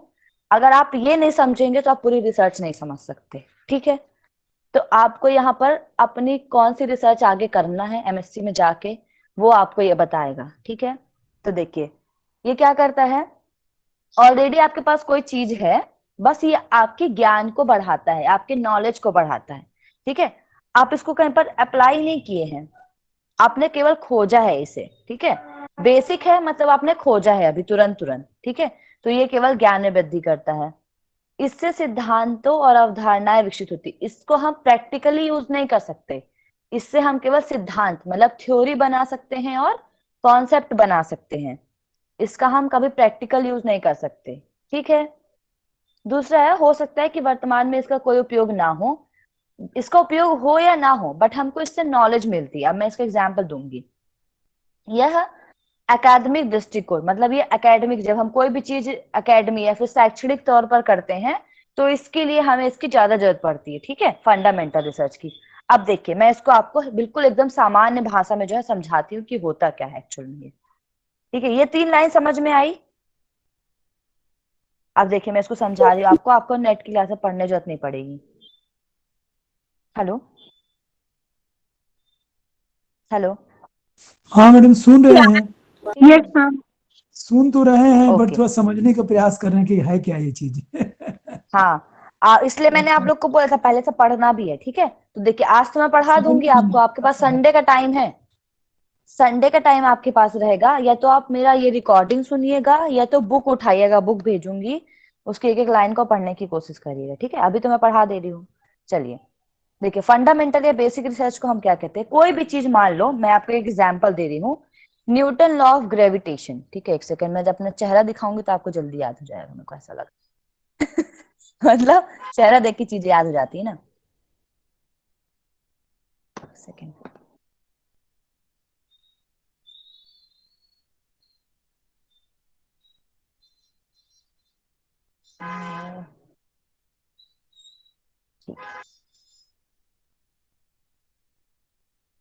हेलो, ठीक है, देखिए आप स्लाइड मत देखिए, बस आप मेरे को देखिए, मेरे को सुनिए। ठीक है, जनरली क्या होता है जब हम फंडामेंटल रिसर्च की बात करते हैं, फंडामेंटल मतलब ही लिखे प्राथमिक, मतलब कोई भी चीज पहली बार हो रही है। ठीक है, पहली बार हो रही है तो हम उस पर प्रैक्टिकल तो कर नहीं सकते। मान लीजिए कोरोना पहली बार किसी को हुआ, ठीक है, तो मैंने कोरोना पे लिख लिया, बट जब जब तक वो किसी इंसान को नहीं होता, इंडिया में नहीं हुआ होगा कोरोना, तो हम उस पर एप्लीकेशन कैसे करेंगे? आप इंडिया के हैं, आपको चाइना वाले पे एप्लीकेशन करने, तो आप कैसे करोगे? नहीं करोगे ना। उन्होंने तो इन्वेंट कर दिया इंडिया को परेशान करने के लिए। ठीक है, बट उन्होंने भी उस पर कुछ एप्लीकेशन नहीं लगाई, मतलब उसको प्रैक्टिकली कहीं यूज नहीं किया है, उसको हम बोलते हैं फंडामेंटल। जैसे कि इसका एग्जाम्पल है Newton law of motion, sorry Newton law of gravitation, Einstein का मोशन का। ठीक है, ये दोनों ऐसी चीज है, ये ज्ञान बढ़ाती हैं, आपने करके नहीं देखा होगा। ठीक है, आपने पढ़ लिया एक बार, आपने 10th क्लास या 12th क्लास में पढ़ लिया, आपकी जिंदगी में हो रहा है, आपके नॉलेज को बढ़ा रहा है वो, बट आप उसको देख नहीं पा रहे। एक जन करके चले गए, उन्होंने दे दिया, अब आपको मतलब नहीं कि भाई चंद्रमा में कैसे उड़ते हैं, पृथ्वी में कैसे उड़ते हैं, आप तो डेली लाइफ में चल रहे हैं, आपको कोई मतलब नहीं, आप उसको कोई प्रैक्टिकल यूज नहीं कर रहे हैं, आप बस अपना ज्ञान को बढ़ा रहे हैं। इतना समझ में आया? फंडामेंटल मतलब आपके पास पहले से कोई चीज आ गई है, आपके नॉलेज को बढ़ाने के लिए है, ये कोई डिस्कवरी पे आधारित होती है, ये कोई डिस्कवरी है, जैसे ग्रेविटेशन एक डिस्कवरी है, ठीक है। इनोवेशन, चलिए डिस्कवरी से याद आया, डिस्कवरी और इनोवेशन में अंतर बताइए कोई भी। What is the difference between discovery and innovation? खोज और प्रयुक्त चीजों में नाम या फिर इनोवेशन मतलब जो चीज है उसको उसमें ही बदलाव लाना, और डिस्कवरी मतलब नए चीज की मतलब खोज करना जो हमें पता नहीं है और हम उसको मतलब डिस्कवर कर रहे हैं, नया कुछ फिर नया। इन्वेंशन क्या हुआ? इन्वेंशन इन्वेंशन नया हो गया, और डिस्कवरी किसी पर्टिकुलर चीज के बारे में हल्की फुल्की एक एक जानकारी है, करके जैसे खुशबू जी बताएं। वास्को डिगा, हेलो, हाँ आवाज आ रही है क्या? हाँ हाँ, बोले बोले। जैसे जी आ वास्को रही है। डिगामा ने इंडिया को के बारे में सुना था, है ना, कि मुझे खोजना है, हम्म। खोजते खोजते गया, उस किसी पर्टिकुलर जगह पहुंच के चलो इसको इंडिया मान लिया। वो कह सकते हाँ हैं डिस्कवरी, है ना। इनोवेशन मतलब कि कोई नया चीज नया करना, मतलब कि कोई भी चीज को आपको जानकारी नहीं, आपको भी बस अपने अपने हिसाब से प्रयास करके उसको नयापन ला, ये इनोवेशन हो गया ना। अच्छा, और इन्वेंशन क्या हुआ? वो भी तो सेम हो गया। इन्वेंशन भी खोज ही हो गया। पता नहीं। हाँ, ठीक है। करना, कुछ चलिए नई चीज बना, कुछ नया। कुछ नया, ठीक है, देखिए मैं बताती हूँ आपको। डिस्कवरी और इन्वेंशन में बहुत थोड़ा सा अंतर है, ठीक है। डिस्कवरी मतलब पहले से कोई चीज एग्जिस्ट है, उसके बारे में हमको अभी तक पता नहीं चला है, ठीक है। वो नेचुरल अकरेंस है, ऑलरेडी प्रेजेंट है नेचर में, ठीक है। हाँ, बस हमको पता नहीं चला है, जैसे पता चलता है उसको हम डिस्कवरी बोल देते हैं, ठीक है। इन्वेंशन क्या होता है? कोई चीज को डेवलप करना। डिस्कवरी मतलब ऑलरेडी है, मैंने बता दिया, जैसे आपने एग्जाम्पल दिया था वास्को डिगामा का कि इंडिया, ठीक है, वैसे ही कोलंबस ने अमेरिका के बारे में बताया था, तो ये डिस्कवरी है ऑलरेडी, बस बता दिया ये अमेरिका है। इन्वेंशन क्या है? प्रिंटिंग मशीन बनाना, ये इलेक्ट्रिक, ये जब चीजें थी हमारे पास, बट मैंने क्या किया, कुछ पत्थर, जैसे पत्थर से आग निकालना, ये था हमारे पास, पत्थर था, लेकिन आग निकालना एक इन्वेंशन हो गया उसका, ठीक है। कि मैंने अपने तरीके से डेवलप किया है किसी चीज को, मैंने साइंटिफिकली या फिर ह्यूमन रिसोर्स लगाया है, खुद किया है कुछ, ठीक है। अब अमेरिका तो मैंने बनाया नहीं, सजा थोड़ी दिया, अमेरिका एक जगह थी, बनी हुई थी, पूरे मैप में कहीं पर है, उसको नाम दे दिया अमेरिका। अब मैं बनाने नहीं लगूंगी कि यहाँ से यहाँ तक अमेरिका बनेगा, अमेरिका में ये होएगा। अब वहां पर जो घर बने, ये सब बना, वो ह्यूमन मेड है, ठीक है। ये हो गया इन्वेंशन। जैसे प्रिंटिंग प्रेस हो गया। इनोवेशन क्या होता है? उसी चीज में और साइंटिफिकली करना उसको, ठीक है। इनोवेशन मतलब मेरे पास प्रिंटिंग प्रेस था, इलेक्ट्रिकल्स थे मेरे पास, क्या था, जैसे मान लीजिए आप कंप्यूटर की जनरेशन पढ़ा होगा आपने, ठीक है। तो पहले हमारे पास चिप्स थे, चिप्स से हमने बाद में क्या किया, आगे चल के हमने आईफोन्स बनाए, पहले हमारे पास एंड्रॉइड था, अब आईफोन बन गया। तो मैंने उसी चीज का यूज करके इनोवेशन कर दिया, उसी को इनोवेट कर दिया, रिनोवेट कर दिया, दोबारा बना दिया उसको, ठीक है। तो ये इनोवेशन होता है। वैसे ही डिफरेंस है आपका मैम अप्लाइड में और, इन्वेंशन इनोवेशन हाँ नहीं हाँ मैम, इनोवेशन जो है that is the hello, development of the new concept for the commercial success के लिए है मेरे ख्याल से। और इन्वेंशन जो है हाँ वो न्यू आइडिया और कॉन्सेप्ट डेवलपमेंट है। और डिस्कवरी है हाँ, देखिए, द हाँ आइडिया बोलिए। को भी नहीं था, ऐसा कुछ है, और हमने उसको डेवलप करा या ढूंढा, हम्म, मेरे ख्याल ऑलरेडी से। एग्जिस्ट है, बट हमको आइडिया नहीं था उसका। इन्वेंशन हमको आइडिया है, हमने उसमें अपना एक्स्ट्रा एफर्ट लगा दिया। इनोवेशन कोई चीज ऑलरेडी है, मैं उसका यूज कैसे करूँ, जैसे कि कागज है, ठीक है, अभी देखिए पेंटिंग्स आ रही हैं, कलर आ रहे हैं, तो मैंने क्या किया, पहले रंगोली थी, रेत भी था हमारे पास, तो मैंने क्या किया, जो हमारे होली के टाइम पे कलर यूज होते हैं ना, गुलाल, गुलाल को रेत में मिक्स कर दिया, रंगोली बना दी उसकी। तो वो मैंने क्या किया, इनोवेशन, थोड़ा उसमें एक्स्ट्रा एफर्ट लगा के इनोवेट कर दिया, या फिर क्रिएटिविटी जिसको हम कह सकते हैं, ठीक है। वैसे ही सेम आपकी फंडामेंटल और अप्लाइड रिसर्च होती है। तो डिस्कवरी और इन्वेंशन दोनों सेम चीज है, याद रखिएगा, बस थोड़ा सा डिफरेंस है दोनों में, ठीक है। उसमें ह्यूमन एफर्ट है, उसमें ह्यूमन एफर्ट नहीं है। इनोवेशन उससे थोड़ा एडवांस लेवल है, जिसमें हम अपनी एप्लीकेशन लगाते हैं, अपनी कुछ क्रिया करते हैं उसमें, ठीक है। तो सेम चीज फंडामेंटल और अप्लाइड रिसर्च, जिसको हम मौलिक और व्यवहारिक कहते हैं। मौलिक मतलब जो मूल से है, जैसे फंडामेंटल रिसर्च हो गई, ग्रेविटेशन का लॉ, गुरुत्वाकर्षण नियम था, उन्होंने खोज कर दी और डिस्कवर कर दिया, तो उसको हम बोलते हैं फंडामेंटल। अब मैंने उसी में कुछ अपना अप्लाई कर दिया, अपने तरफ से एप्लीकेशन लगा दी, तो उसको मैं क्या बोलूंगी, अप्लाइड रिसर्च या फिर व्यवहारिक रिसर्च, जो मैंने अपने व्यवहार में लिया है प्रैक्टिकली, जिसका मैंने उपयोग किया। समझ में आया आप लोग को? इतना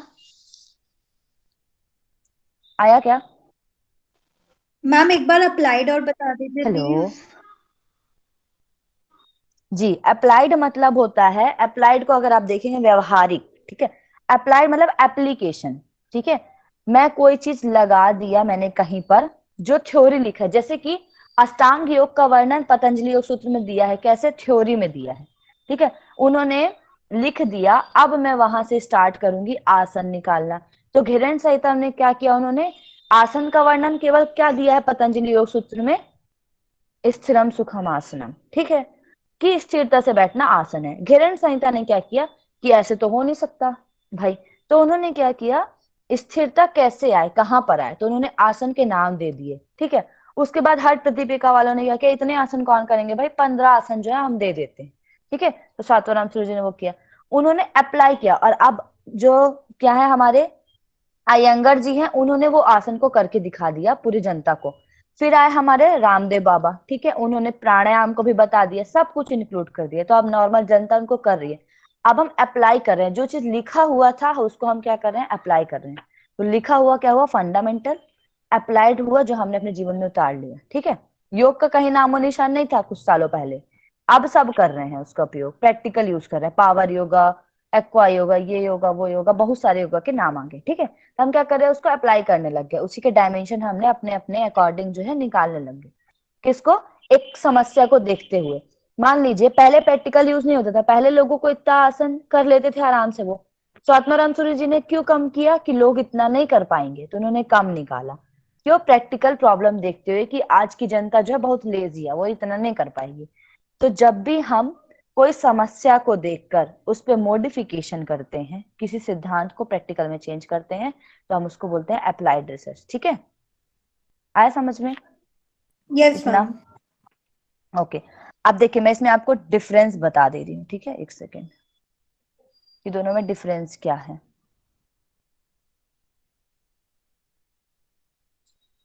दिख रही ना स्क्रीन?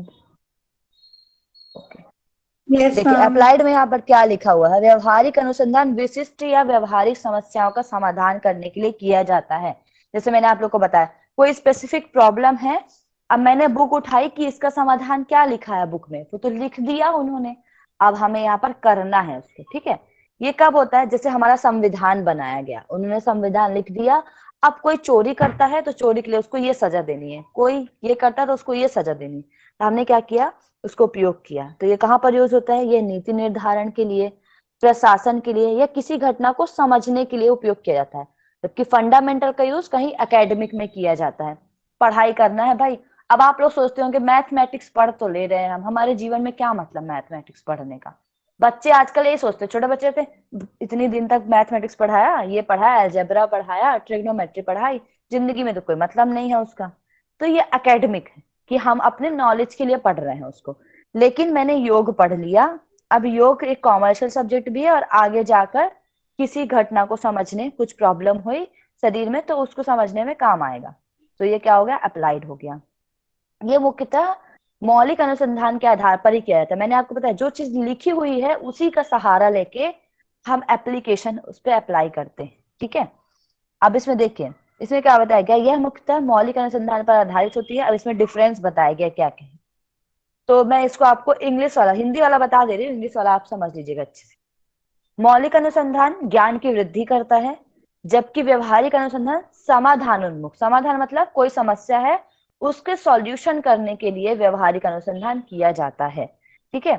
मौलिक अनुसंधान खोज या आविष्कार होता है, जबकि आपका अप्लाइड से प्रयुक्त मतलब होता है इनोवेशन या फिर एप्लीकेशन, हम कुछ अप्लाई कर रहे हैं, ठीक है।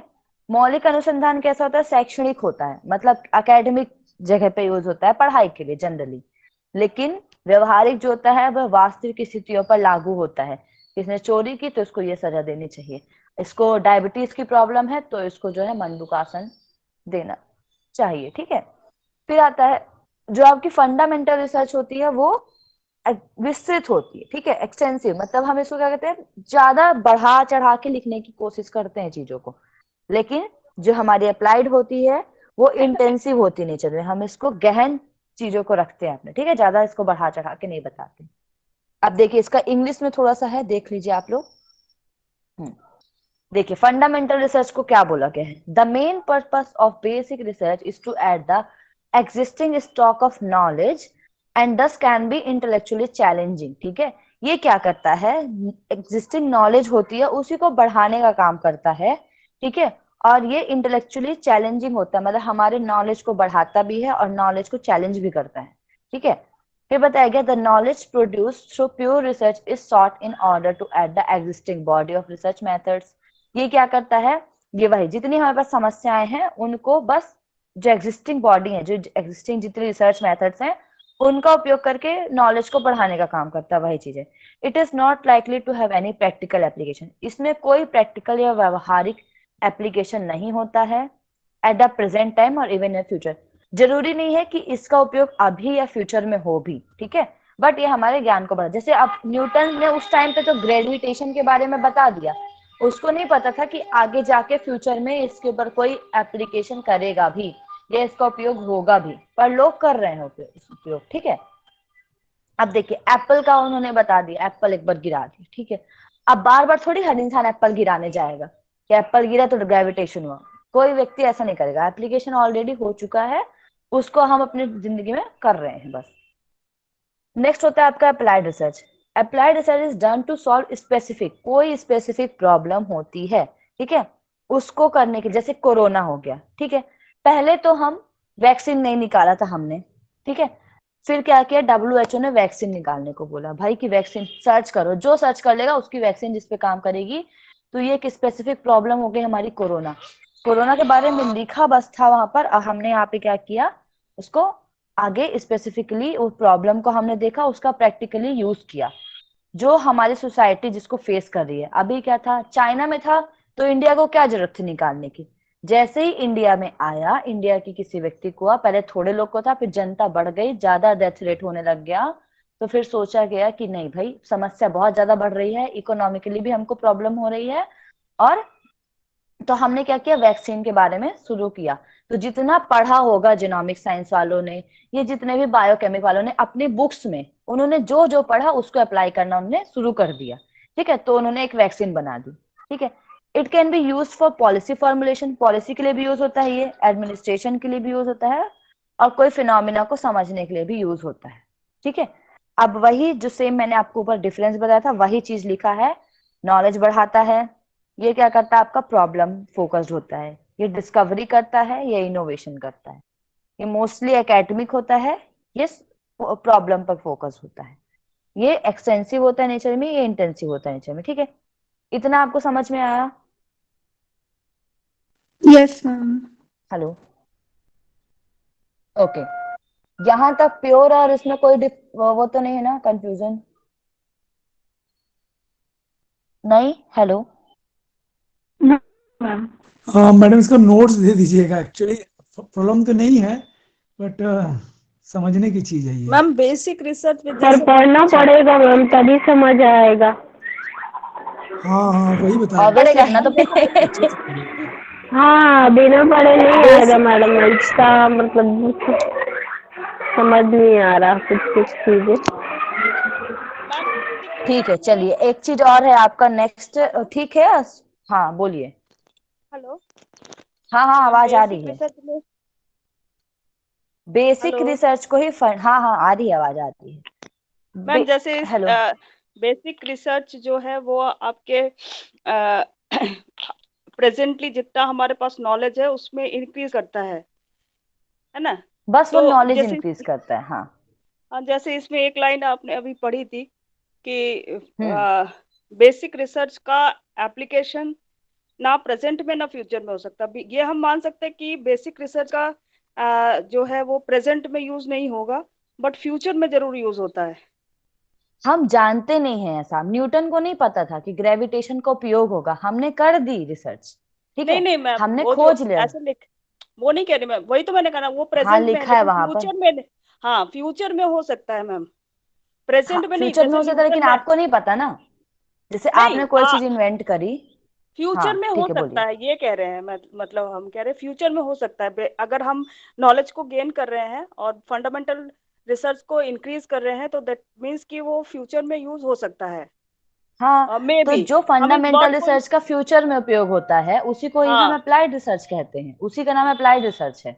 हाँ, तो ये जैसे उसमें बताया फंडामेंटल, था ना कि ना ही वो वर्तमान में यूज होता है ना फ्यूचर में। उसने लिखा वर्तमान में यूज हो, नहीं होता, उन्होंने हाँ लिखा हमें नहीं पता होता कि उसका उपयोग होगा प्रेजेंट में या नहीं होगा, वो ज्ञान की वृद्धि हमको नहीं पता है, ठीक है, कि होगा या नहीं होगा, हो भी सकता है नहीं भी हो सकता है, हाँ, यही ठीक मैं कह है। रही, may be it can be used. हाँ हाँ, may be it can be used. और जो फंडामेंटल का उपयोग हो जाता है आगे उसी को ही हम अप्लाइड कहते हैं, ठीक है। आया समझ इतना? हाँ हेलो, ओके, चलिए, वेरी गुड, अच्छा क्वेश्चन था। नेक्स्ट है, हमने पढ़ा था अभी फंडामेंटल और उसके बाद पढ़ा था व्यवहारिक जिसको अप्लाइड कहते हैं। उसी के नीचे मैंने आप लोग को एक बताई थी क्रियात्मक जिसको हम एक्शन रिसर्च कहते हैं, ठीक है। उसी के नीचे व्यवहारिक के जस्ट नीचे था। तो देखिए अप्लाइड और एक्शन में बस इतना सा अंतर है। मुझे बताइए एक्शन से आप क्या समझते हैं, कोई भी एक्शन क्रियात्मक, मीन्स कोई भी कार्य होना। कोई भी एक्शन का कार्य बेसिकली जो होना। मतलब होगा ये कि वर्तमान में किया गया जो कार्य है वही जनरली एक्शन, हाँ, वो एक्शन में आता है। ठीक है, किसी भी कार्य के लिए एक्शन लेना उसको एक्शन तो बोला एक्शन जाता मतलब है तो एक्चुअली। कार्य ही होता है ना। ठीक है, चलिए एक्शन मतलब एक्शन कार्य मीन्स या कुछ क्रिया। काम हो।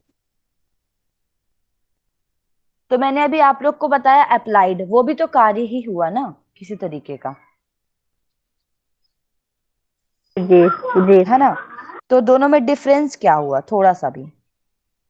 मैम अप्लाइड में मतलब किसी चीज को हम अप्लाई कर रहे हैं, और एक्शन मतलब उसका क्या एक्शन निकल कर आता है, लाइक दिस।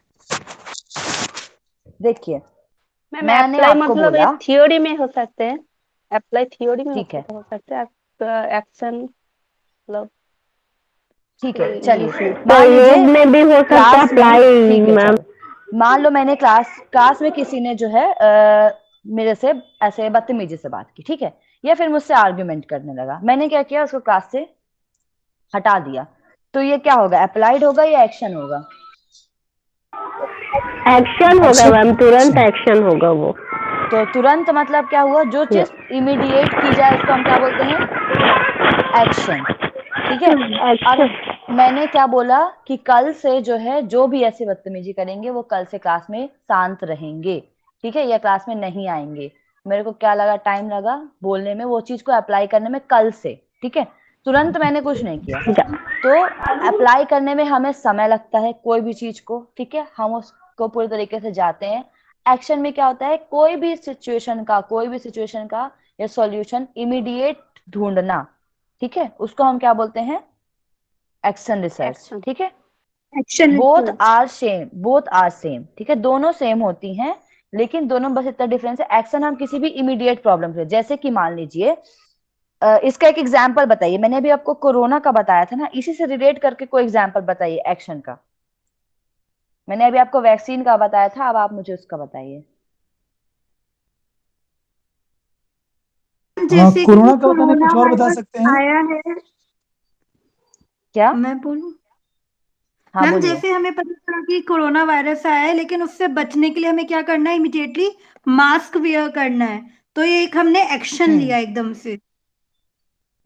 ठीक है, देखिए इसका एकदम बेस्ट एग्जांपल है लॉकडाउन, ठीक है। क्या किया था मोदी जी ने, तुरंत 22 मार्च को पूरे इंडिया में लॉकडाउन कर दिया।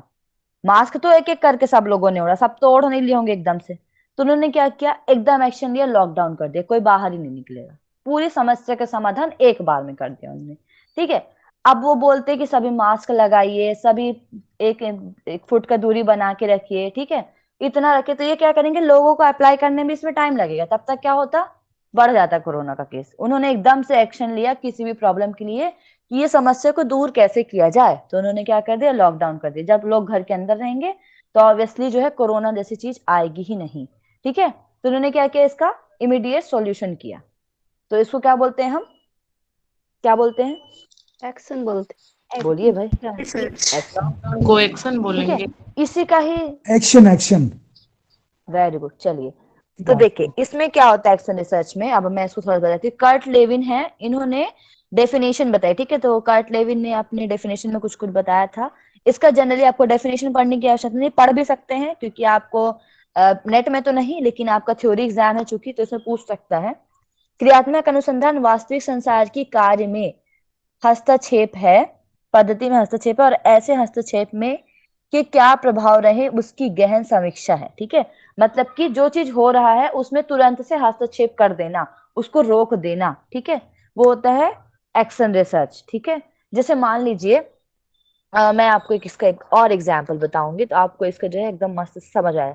मान लीजिए कोई कंपनी है, ठीक है, उसके लिए हमको कोई नियम बनाए गए हैं, ठीक है। किसी कंपनी को चलाने के लिए कोई नियम बनाए गए हैं, तो वो क्या कहलाएगा, फंडामेंटल कहलाएगा या अप्लाइड कहलाएगा नियम? नियम तो फंडामेंटल में फंडामेंटल। आएगा ना। हाँ, वेरी गुड, ठीक है। तो नियम बनाए गए हैं कि जैसे कि आप कभी भी कहीं जॉब में जाते हैं तो एक बाउंडेशन रहता है, तो उनके नियम रहते हैं, वो फंडामेंटल है, ठीक है। उन्होंने क्या किया कि जैसे हम टीचर्स हैं, हमारे लिए क्या है कि आपको रोज ऑफलाइन क्लासेस है तो आपको रोज आना है, 10 बजे आना है, आप 5 बजे जा सकते हैं, तभी आपको पूरी सैलरी या पूरा सब चीज मिलेगा। लेकिन अचानक से लॉकडाउन हो गया, उनने क्या किया, अपने रूल चेंज कर लिए, ऑनलाइन क्लास कर दी, एक दिन में एक क्लास होगी। वो क्या हुआ? एक्शन, एक्शन रिसर्च, एकदम से एक्शन चेंज रिसर्च। करना। हाँ, तो उन्होंने क्या किया, इसको एकदम चेंज कर दिया। तो आपने एक चीज तो समझ ली कि एक्शन में 3 चीजें होती हैं जरूर, ठीक है। पहली चीज क्या होती है, कोई भी इमीडिएट प्रॉब्लम के समाधान के लिए एक्शन रिसर्च की जाती है। दूसरा, जिस समस्या का समाधान प्रगति में है, मतलब कि एकदम जो कार्य जो चल रहा है, मतलब अगर मैं जो समाधान करूंगी वो अच्छा होएगा, उसकी चिंतनशील समीक्षा करना। मतलब कि अगर मैंने बोल दिया लॉकडाउन हुआ तो थोड़ा केस कम हुए हैं, तो मैं उस पर फिर समीक्षा करूंगी, ठीक है। अगर मैं ऐसे ही एक्शन बार बार लेती गई तो कुछ ना कुछ जो है फायदा होगा, ठीक है, या फिर मेरे एक्शन का गलत तो प्रभाव नहीं पड़ा, तो उसकी समीक्षा करना इसमें आता है, ठीक है। दूसरा कहता है समस्या समाधान करने वाली प्रक्रियाओं में कैसे सुधार करें और संशोधन। अब जो प्रक्रिया मैंने यूज की थी समस्या के समाधान करने के लिए, वो सही थी या नहीं थी, डायरेक्ट करना चाहिए था या नहीं करना चाहिए था, कुछ और उपयोग करना चाहिए था। ऐसे जैसे मान लीजिए लॉकडाउन मोदी जी ने तुरंत तो बोल दिया, लेकिन जो अपने घर के बाहर हैं, ठीक है, जिन एकदम से ट्रेन बंद करा दी उन्होंने, जो घर के बाहर रहते हैं, जो मजदूर हैं, वो तो नहीं आ पाए बेचारे, वो तो भटक रहे हैं। कुछ भूखे लोग हैं, किसकी क्या कंडीशन, उन्होंने कर तो दिया तुरंत, बट उनने उस चीज को ध्यान नहीं दिया।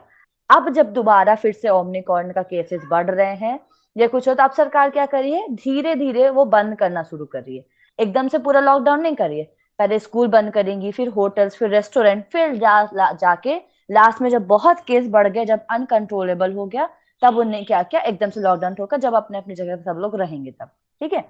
तो इसमें 3 चीजें होती हैं। अब देखिए इसकी प्रोसेस पूछ सकता है, विच इज वेरी इंपॉर्टेंट, आपके एग्जाम के पर्पज से भी और नेट के पर्पज से, इससे एक क्वेश्चन आता ही आता है, ठीक है। तो ये बहुत इंपॉर्टेंट है, प्रोसेस ऑफ एक्शन रिसर्च। हर मैं 3 साल के पेपर से देख रही हूँ, तीनों साल के पेपर में आया है ये, ठीक है। तो इस चीज का आप ध्यान रखेंगे। इसको ही हम, दूसरा नाम होता है इसका सर्कुलर रिसर्च, जिसको हम चक्रीय प्रक्रिया कहते हैं, क्योंकि ये एक से स्टार्ट होके एंड भी वहीं पे होता है, ठीक है। अब मैं आपको बताऊंगी कैसे। सबसे पहले एक्शन रिसर्च के प्रोसेस में क्या होता है, प्लानिंग। अब देखिए मोदी जी ने बोल तो दिया लॉकडाउन करने को, पर उन्होंने एकदम नहीं किया होगा। उन्होंने क्या किया, अमित शाह जी से बात की।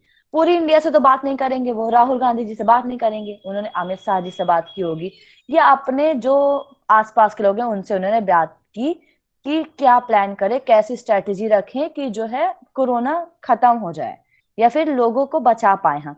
तो उन्होंने क्या किया, प्लानिंग किया। दूसरा क्या किया उन्होंने, एक्टिंग स्टेज। अब जो था उनका, जो उन्होंने प्लान किया था उसको एक्ट में परिवर्तित कर दिया, लॉकडाउन कर दिया, ठीक है। अब लॉकडाउन उन्होंने 22 मार्च को एक दिन के लिए किया, फिर उन्होंने एक हफ्ते के लिए कर दिया, फिर 1 साल बीत गया, अब 2 साल बीत गए। तो उन्होंने क्या किया, उसको डेवलप किया, डेवलपिंग स्टेज। फिर उसका उन्होंने रिफ्लेक्ट देखा, फीडबैक क्या आ रहा है लोगों का, कि जब लॉकडाउन हुआ तो जब 1 साल हो गए, मतलब धीरे धीरे 3-4 महीने हो गए, इकोनॉमिकली डाउन होने लग गए, तब सोचे भाई लोग मर तो रहे हैं लेकिन इकोनॉमी के लिए भी तो सब कुछ जा ही रहा है, तो उन्होंने पेट्रोल के रेट बढ़ा दिए, ठीक है। रिफ्लेक्टिंग स्टेज उन्होंने देख लिया, सब कुछ वो हो रहा है। फिर से वो प्लानिंग स्टेज में आए कि देखो भाई हमने ये किया था, फिर ये समस्या हो गई, अब इकोनॉमिकली हम डाउन होने लगे, तो क्या करा जाए, उन्होंने गवर्नमेंट ट्रेन को प्राइवेट ट्रेन बना दिया, पेट्रोल का रेट बढ़ा दिया, इकोनॉमिकली सपोर्ट लेने लगे वो बाहर से, तो उन्होंने फिर एक एक्शन दिया, फिर उसको डेवलप किया, फिर रिफ्लेक्ट हुआ। तो ये प्रोसेस जो है कंटिन्यूअसली जो है चलती रहती है, प्लानिंग, एक्टिंग, डेवलपिंग और रिफ्लेक्टिंग। रिफ्लेक्टिंग को हम फीडबैक कहते हैं, ठीक है, जो हमको बाहर से या जनता से कहीं से भी मिलता है, ठीक है। तो इतना समझ में आया आपको, ये 4 चीजें होती हैं एक्शन रिसर्च में। आया समझ में इतना? जी मैम। हेलो, जी मैम। इतना समझ में है ना आप लोगों को? मैम इसमें इस ठीक है। वर्ड को तो यूज करेंगे ना कि टाइम कितना सोसाइटल एप्लीकेशंस के लिए है अप्लाइड, जी, है ना? अप्लाइड किस में है? सोसाइटल एप्लीकेशन के लिए। देखिए, हाँ, जैसे अप्लाइड को आप कहीं पे भी ये तो इन्होंने दे दिया कि किसी नीति निर्धारण के लिए, प्रशासनिक किसी घटना के लिए, तो हम इसको सोसाइटी में भी यूज कर सकते हैं, ठीक है, और किसी टाइम बाउंडेशन के लिए भी यूज कर सकते हैं, कहीं पे भी आप इसका अप्लाइड रिसर्च का यूज कर सकते हैं। एक्शन रिसर्च तो पूरी दुनिया में कहीं पे हो सकता है, बट थ्योरी को छोड़ के, थ्योरी पे आप कोई एक्शन नहीं कर सकते, ठीक है। तो आप एक चीज याद रखिएगा, फंडामेंटल एक थ्योरी है, एक्शन रिसर्च एक प्रैक्टिकल अप्रोच है, एक्शन और अप्लाइड। ये भी साथ साथ में इनके वर्ड जो छोटे छोटे जो मैं आपको बोली वो लिखते जाइएगा, ठीक है। हेलो, आवाज आ रही है मेरी? जी जी मैम। आ रही। Yes ma'am. ओके ओके, ठीक है। अब मैं जो है आपको क्वालिटेटिव और क्वांटिटेटिव की बात बताऊंगी, पहले मैं आपको स्ट्रक्चर, नहीं एक सेकंड रुकिए, हाँ, अब हम आते हैं, 15 मिनट है, ये मैं आपको ज्यादा डिस्क्राइब नहीं करूंगी, वो दोनों बहुत इंपॉर्टेंट है, ठीक है। तो 15 मिनट में मैं आपको 5 जो है वो बताऊंगी, तो आप लोग 15 नहीं 20 मिनट, आप 5 मिनट लेट जुड़े सभी लोग, तो 20 मिनट में, ठीक है।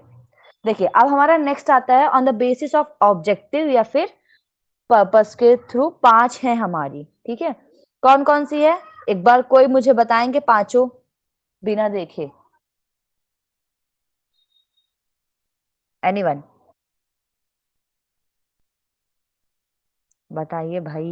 वर्णनात्मक, सह संबंधित, व्याख्यात्मक, समन्वेशी और प्रायोगिक।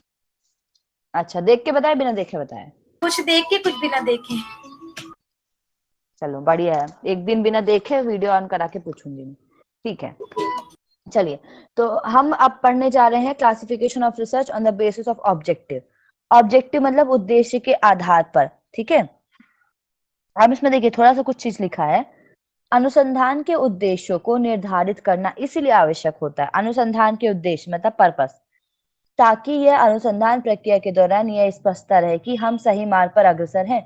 मतलब कि हम कोई भी चीज, ये ऐसी रिसर्च है, ये हम तब करते हैं जब हमें पता होना चाहिए कि हम सही रिसर्च करने जा रहे हैं या नहीं, ठीक है, तब हम इसका उपयोग करते हैं। इन 5 बेसिक रिसर्चेस का जो मैंने आपको बताया, उद्देश्य के आधार पर कोई उद्देश्य है उसको पालन करने के, जैसे किसी घटना का वर्णन करना, जो मैंने आपको बताया वर्णनात्मक, घटना के पीछे कारणों को जानना या फिर कारकों के परस्पर संबंध को जानना, ये सब आता है आपके उद्देश्य के आधार पर, ठीक है। अब देखिए इसमें 5 श्रेणियां हैं। पहला आता है आपका डिस्क्रिप्टिव रिसर्च, ठीक है। तो इसमें बहुत सिंपल, इतना अच्छा एग्जाम्पल दिया हुआ है कि आपको वैसे भी समझ में आ जाना, नहीं समझ में आएगा तो मैं समझाऊंगी ही, ठीक है। तो ये चीज याद रखिएगा। अब देखिए डिस्क्रिप्टिव में क्या होता है, जैसे कि नाम से ही पता चल रहा है, इस प्रकार का अनुसंधान स्थिति का वर्णन करता है।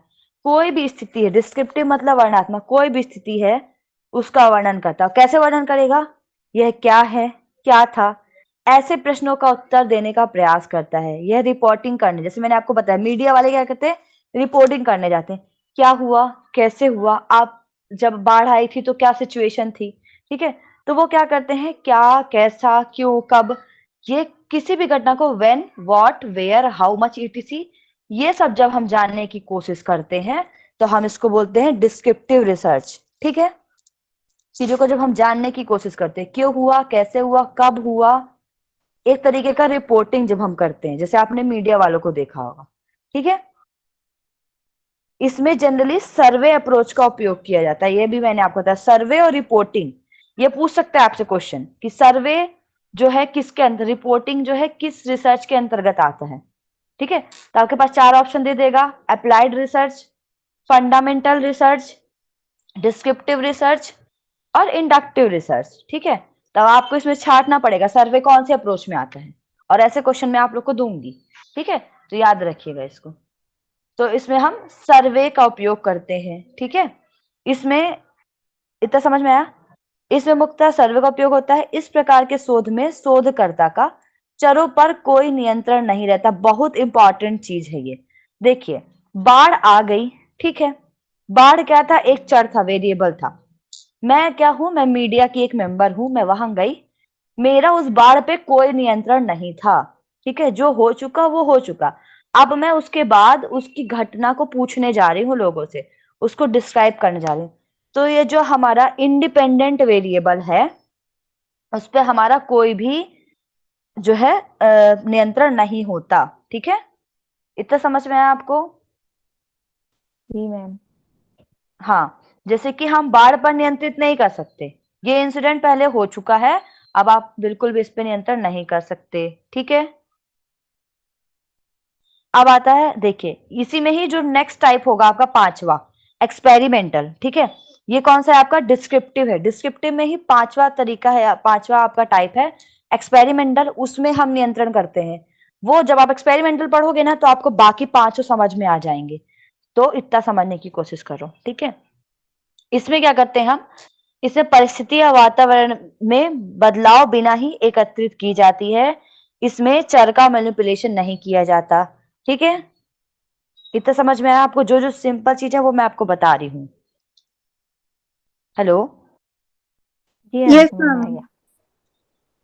जैसे मान लीजिए इसका एग्जाम्पल है, सर्वे आप करने जा रहे हैं कहीं। ठीक है, तो आप क्या किया, आप केरला गए, मध्य प्रदेश गए, छत्तीसगढ़ गए, उत्तराखंड, झारखंड, इन 4-5 स्टेट पे आप गए। आपने क्या किया, वहां पर ऑलरेडी पढ़ाई तो चल रही है, अब आप उस पढ़ाई को तो कुछ नहीं कर सकते, जो शिक्षा का स्तर था वो था ही। अब वहां पर आप जाके सर्वे लगाते हैं कि शिक्षा का स्तर क्या है, उस विद्यालय में क्या है, जिले में क्या है, राज्य में क्या है, प्रांत में क्या है। ठीक है, अब जो टीचर है वहां ऑलरेडी, आप उनको कुछ तो कर नहीं सकते, उन्होंने पढ़ा दिया तो पढ़ा दिया। बच्चों को 10th का 1 साल उन्होंने पढ़ा दिया, अब वो दोबारा 1 साल फिर से नहीं पढ़ा सकते। ठीक है, तो आप बस वापस शिक्षा का स्तर लें। तो आपने यहाँ पे क्या किया, सर्वे किया है, तो ये कहलाता है। आप जाके, आपको जब रिपोर्ट कलेक्ट करोगे आप, तब आप बताओगे कि केरल में लॉकडाउन के बाद भी जो है लोग पढ़ाई कर रहे थे, मध्य प्रदेश में पढ़ाई कर रहे थे, छत्तीसगढ़ में पढ़ाई कर रहे थे, लेकिन झारखंड में नहीं कर रहे थे। ठीक है, तो आप क्या करोगे, इसको अपने सर्वे को जो आपने लाया उसी को ही आपने डिस्क्राइब किया। क्यों नहीं कर रहे थे भाई झारखंड में, वहां पर टीचर अवेलेबल नहीं थे। ठीक है, तो नहीं किया। तो आपने क्या किया, उसको सारी समस्याओं पे आप गए, वहां पर आपने सर्वे किया, आपने कंपैरेटिव किया, सबको सारे डाटा कलेक्ट किए, फिर आपने उसको डिस्क्राइब किया कि भाई क्यों हो रहा है ये सब। तो उसको हम बोलते हैं डिस्क्रिप्टिव रिसर्च। ठीक है, देखो अब इसी में ही बताया है, एक्सपोज फैक्टो इसी का टाइप है। ठीक है, डिस्क्रिप्टिव का ही अदर टाइप है एक्सपोज फैक्टो। मैं आपको डीप में पढ़ा रही हूँ, इतना डीप में मेरे को ना पढ़ाना था, ना आपके एग्जाम में आने वाला है, लेकिन अभी के एग्जाम में मैं आपको दूंगी जिससे आपको नेट का क्लियर हो जाए, तो नेट में आपको एक्स्ट्रा एफर्ट नहीं लगाना पड़ेगा। ठीक है, तो प्लीज अगर आपको इतना टाइम दे रही हूँ तो आप लोग इसका पूरा फायदा उठाएं, नहीं तो मैं चाहती तो ऊपर ऊपर का पढ़ा के चली जाती थी।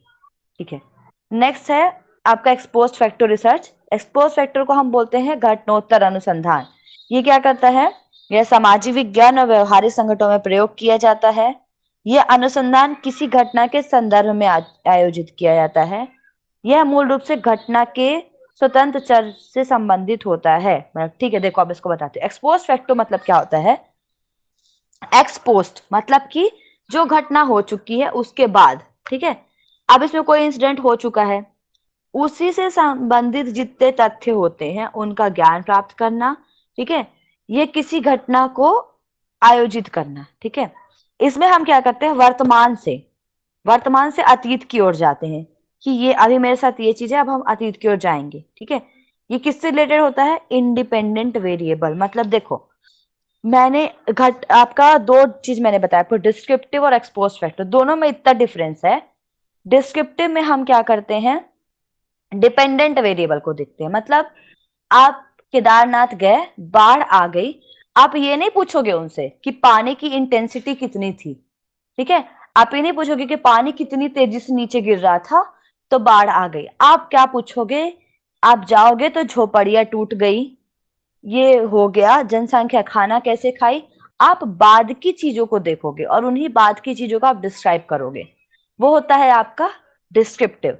एक्सपोज्ड फैक्टों में जाते तो आप बाद में हो, लेकिन आप पहले की चीजों पे फोकस करते हो। जैसे कि कोई बच्चा है, ठीक है, उसका पालन पोषण किसी घर पे हो रहा है, ठीक है, और उसका हम एंजाइटी को देखते हैं। मतलब मान लीजिए आप किसी परिवार में जाइए, वहां का एक बच्चा है, उसको बहुत ज्यादा टेंशन होती है, ठीक है, उसको बहुत ज्यादा स्ट्रेस होता है। तब आप बच्चे पे फोकस नहीं करेंगे, आप उसकी फैमिली पे फोकस करेंगे कि उन्होंने कैसा पालन पोषण किया है, उनके पेरेंट्स कैसे हैं। तो ये होता है आपका एक्सपोज्ड फैक्टो। ठीक है, आया समझ में इतना?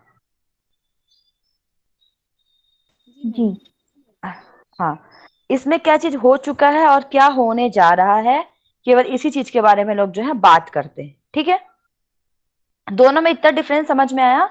एक्सपोज्ड फैक्टो में आप रहते तो बाद में हैं, जाते बाद में, लेकिन पहले की चीज पे फोकस करते हैं। ठीक है, मान लीजिए एक आप कहीं जाइए, दो लड़कियां दोस्त हैं, ठीक है, एक लड़की जो है बहुत ज्यादा एक्सट्रोवर्ट है, बहुत सामाजिक है, सबसे बात करती है। एक लड़की है वो कम बात करती है। ठीक है, तो अब आप क्या करोगे?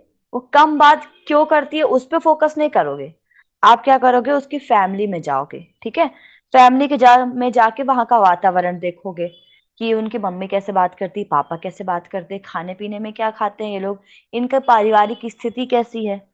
उनको देख के आप बताते हो कि हाँ भाई, लड़की को ऐसी प्रॉब्लम है क्योंकि उसकी मम्मी जो है बात नहीं करती ज्यादा, उनके घर में ज्यादा बात करना पसंद नहीं है उनके पापा को। ठीक है, और जिन एक्सट्रोवर्ट वाली लड़की के यहाँ जाओगे जो ज्यादा बात करती है, सामाजिक है, तो जाके देखोगे अरे हाँ, उसके पापा जो है पॉलिटिक्स में है और मम्मी जो है उन किटी ग्रुप ज्वाइन किया और उनके घर में खूब मस्ती वाले लोग हैं। ठीक है, तो आपने क्या किया? लड़की को देखा, लेकिन आपने लड़की से अवलोकन नहीं किया, उसके घर में जाके अवलोकन किया। तो ये हो गया आपका एक्सपोज्ड फैक्टो। ठीक है, मान लीजिए मैं आपसे बोलूं कुपोषण, कुपोषण के शिकार है बच्चे, तो ये डिस्क्रिप्टिव रिसर्च है या एक्सपोज्ड फैक्टो रिसर्च है? एक्सपोज होना चाहिए। एक्सपोज्ड होना चाहिए। क्यों होना चाहिए एक्सपोज्ड फैक्टो? क्योंकि इसमें पूरा डिस्क्रिप्शन नहीं है, इसमें सिंपल सा उसके बारे में बताया गया कि ये ऐसा है, इसके साथ ये प्रॉब्लम है। हाँ, कुपोषण है क्योंकि वो खाना नहीं खा रहा है बच्चा, उसको ये रोग है, या फिर उसके फैमिली में हो सकता है। ठीक है, तो ये जो है इसका आपका इतना आपको समझ में आया होगा आई थिंक सो। ठीक है, नेक्स्ट आते हैं हम हिस्टोरिकल रिसर्च। हिस्टोरिकल रिसर्च में भी वही चीज है सेम। देखिए हिस्टोरिकल रिसर्च में क्या होता है, इस अनुसंधान में अनुसंधानकर्ता से यह अपेक्षा की जाती है कि वह वर्तमान हालातों के परिप्रेक्ष्य में भूतकालीन तथा वर्तमान घटनाओं की चर्चा करे। देखो, अब मान लीजिए वर्तमान में पेड़ बहुत कट रहे हैं, ठीक है, बहुत ज्यादा पेड़ों को काटा जा रहा है, बिल्डिंग्स बनाई जा रही है, तो ये क्या हुई, हमारे सामने समस्या आई। अब हमने क्या किया, यही ऐसी समस्या कभी हिस्ट्री में रही होगी, तो हम क्या करते हैं, हम सिद्धांतों को पढ़ते हैं। ठीक है, हम क्या करते हैं, जाते हैं उन घटनाओं का अध्ययन करते हैं, ठीक है, और देखते हैं भाई कि उस टाइम पे भी पेड़ बहुत काटे जाते थे, बाहर खिलवाते थे, तो सुंदरलाल बहुगुणा हो गए या फिर हड़प्पा सभ्यता वाले हो गए, उन्होंने क्या किया, उन्होंने चिपको आंदोलन शुरू किया। चिपको आंदोलन में क्या हुआ, पेड़ पे जाके चिपक गए। अब कोई व्यक्ति को तो काटेगा नहीं, तो वैसा ही हम अभी कर सकते, अभी की समस्या को रखे। तो हमने उस सिद्धांत के परिप्रेक्ष्य में अभी वर्तमान की समस्या का समाधान किया। ठीक है, तो उसको हम क्या बोलेंगे, हिस्टोरिकल रिसर्च। ठीक है, अभी की समस्या का समाधान पुराने ऐतिहासिक सिद्धांतों से लिया। ठीक है, तो उसको हम क्या बोलेंगे, हिस्टोरिकल रिसर्च। जैसे सती प्रथा हो गई, दहेज प्रथा हो गई, ये सब हिस्ट्री में लिखे थे, उनका समस्या का समाधान कैसे किया जाए, उसके लिए क्या किया किसी ने। ठीक है, तो ऐसा पद्मावती हो गया। ठीक है, आप लोग बहुत सारे इसके एग्जाम्पल देखते होंगे। अब देखिए इसमें एक जिसे दिया है, एक बार इसको पढ़ देती हूँ, रुको। इससे लोगों के अतीत का विश्लेषण कर आज की समस्या चुनौतियों का संभावित उत्तर प्रदान करने में सहायता मिलती है। ठीक है, अतीत में जो चीज हो चुकी है उसको एनालिसिस करते हैं हम, और आज की समस्याओं को दूर करते हैं। आया समझ में हिस्टोरिकल रिसर्च में? हिस्टोरिकल में हमें हिस्ट्री नहीं पढ़ना है जाके, हमको अभी की समस्या का समाधान करना है हिस्ट्री पढ़ के। फलस्वरूप क्या होता है, ऐतिहासिक अनुसंधानों में किए जाने वाले अध्ययन हमें हमारे ऐसे प्रश्नों का उत्तर ढूंढने में सम्मिलित करते हैं, जैसे हम कहाँ से आए हैं। अब मान लीजिए आपने अभी पढ़ लिया, ठीक है, पाषाण सभ्यता आपने पढ़ी होगी कि पत्थर से आग निकलती थी। तो अभी मान लीजिए आग नहीं कहीं प्रोड्यूस हो रही है, या फिर हमको आग की जरूरत है, तो हम पाषाण सभ्यता का देखा था हमने कि जो है उन्होंने पत्थर पत्थर को मिलाया, आग उत्पन्न हुई, ठीक है। या फिर हमने क्या देखा कि आदि मानव हुए थे। तो हम कहाँ से आए हैं, ये हमको पता चला आदि मानव की सभ्यता से आए हैं। तो हम ऐसे बैठ सकते हैं, हम बंदर की तरह एक्टिंग कर सकते हैं या कुछ कर सकते हैं, हमें पता चला, ठीक है। तो हमने क्या किया, पुरानी जगह पे जाके अपने अभी की समस्या का समाधान किया। हम पहले थे, अब क्या हो गए, ये सब चीजें जो है इसके अंतर्गत आती हैं। इसमें बताया गया यह वर्णनात्मक अनुसंधान का एक अन्य पहलू है और ये काफी हद तक कार्योत्तक अनुसंधान की। अब देखो, इसको हम एक्शन रिसर्च की तरह बोलते हैं, ठीक है। हिस्टोरिकल को क्यों बोलते हैं एक्शन की तरह, अब मुझे कोई बताइए क्यों बोलते हैं इसको हम एक्शन रिसर्च की तरह। एनीवन? क्योंकि वर्तमान में जो घटना हो रहा वर्तमान में जो चीजें को देखकर ही हम पहले सोचते हैं उसके बारे में, तब फिर वो पूर्व की घटना के बारे में विश्लेषण करते हैं। ठीक है, ऐसे कुछ है। देखिए एक्शन रिसर्च से क्यों करा गया है। मान लीजिए मैंने आपको बताया पेड़ बहुत ज्यादा मात्रा में कट रहे हैं, ठीक है। अब एकदम से अभी कोई रूल लागू किया गवर्नमेंट ने, तो लोग इतनी जल्दी अप्लाई नहीं करेंगे उसको कि पशु बचाओ या पक्षी बचाओ या फिर पेड़ पौधे बचाओ। ऐसा कोई लागू कर दिया नियम अगर गवर्नमेंट ने, तो भी लोग बहुत हद तक लोग इस पे ऊपर जो है कार्य नहीं करते हैं, ठीक है। कुछ ऐसी जगह है जहां पर पेड़ कट रहा है। अभी आप लोगों ने पुष्पा मूवी देखी होगी, किसी ने देखी पुष्पा मूवी? नई नहीं आई है अभी, देखी है? नहीं मैम। नहीं देखी होगी, ठीक है। साउथ इंडियन मूवी है अल्लू अर्जुन की। वो क्या करते हैं, वो लोग पेड़ काट के लेके आते हैं, ठीक है, लॉरी उसको बोलते हैं। वो लोग क्या करते हैं, चंदन के पेड़ काट काट के जो है चुपके से ले जाते, पुलिस लोग को पता भी नहीं चलता। तो उनने कितने ज्यादा पेड़ काट लिए पता नहीं चले। वहीं पर उन्होंने अपनी आमदनी के लिए किया वो, ठीक है। वहीं पर आप क्या करो, अगर आप जाके तुरंत पुलिस वाले उनको गोली मारेंगे कुछ करेंगे, उनको फर्क नहीं पड़ेगा। एक आप जाके वहां पे, जब पुराने इतिहास में आपने पढ़ा कि चिपको आंदोलन के थ्रू हम पेड़ को रोक सकते थे, तो आपने तुरंत एक्शन लिया। आप सभी 10-15 फ्रेंड्स थे, आप जाके, या फिर पूरा ग्रुप था, आप जाके पेड़ में चिपक गए कि पेड़ काटोगे उसके पहले मेरे को कुछ करना पड़ेगा, ऐसा कुछ डायलॉग मार दिया आपने। तो लोग क्या करेंगे, उस चीज आपके उस एक्शन का आप जल्दी प्रभाव पड़ेगा, ना कि आपके नियम जो लागू किए गए हैं उसका, ठीक है। तो इसलिए ऐतिहासिक रिसर्च को हम एक्शन रिसर्च भी कहते हैं, जो तुरंत कर सकते हैं हम, पुरानी चीजों को लेके तुरंत हम अप्लाई कर सकते हैं, इसलिए इसको एक्शन रिसर्च भी कहा जाता है, ठीक है। इतना समझ में आया? हेलो? जी मैम। ओके, ठीक है। नेक्स्ट है आपका एनालिटिकल रिसर्च। एनालिटिकल रिसर्च क्या होता है, सेम वही है, ये सब उन्हीं के अलग अलग टाइप हैं, बस याद रखिए।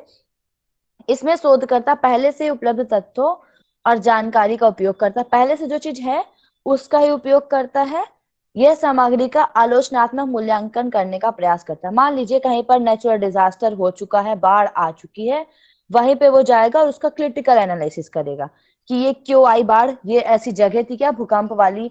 जैसे कि आप देखिए हैदराबाद, ठीक है, अभी मैं हैदराबाद गई थी। हैदराबाद सबसे सेफ, उसको डेनमार्क बोला जाता है। क्यों बोलते हैं उसको डेनमार्क? क्योंकि वहां पर किसी भी तरीके की आपदा नहीं आ सकती जल्दी, बाढ़ नहीं आ सकती, भूकंप नहीं आ सकता, वो ऐसे प्लेस पे बना हुआ है, ठीक है। एमपी से थोड़ा सा दूर पे है, लेकिन ऐसी जगह पे है ना, ज्यादा हिल्स है वहां पर, ना ज्यादा प्लेन एरिया है, तो वहां पर भूकंप और बाढ़ के चांसेस कम है। वहीं पे अगर हम उत्तराखंड की ओर जाएंगे तो क्या होगा, भूकंप के चांसेस ज्यादा बढ़ जाएंगे। केरला की तरफ जाएंगे तो बाढ़ के चांसेस ज्यादा बढ़ जाएंगे। तो हमने क्या किया, कुछ चीज जो हो चुकी है उस पे हमने एनालिटिकल रिसर्च की, क्रिटिकल स्टडी की कि ऐसा क्यों हुआ, ठीक है।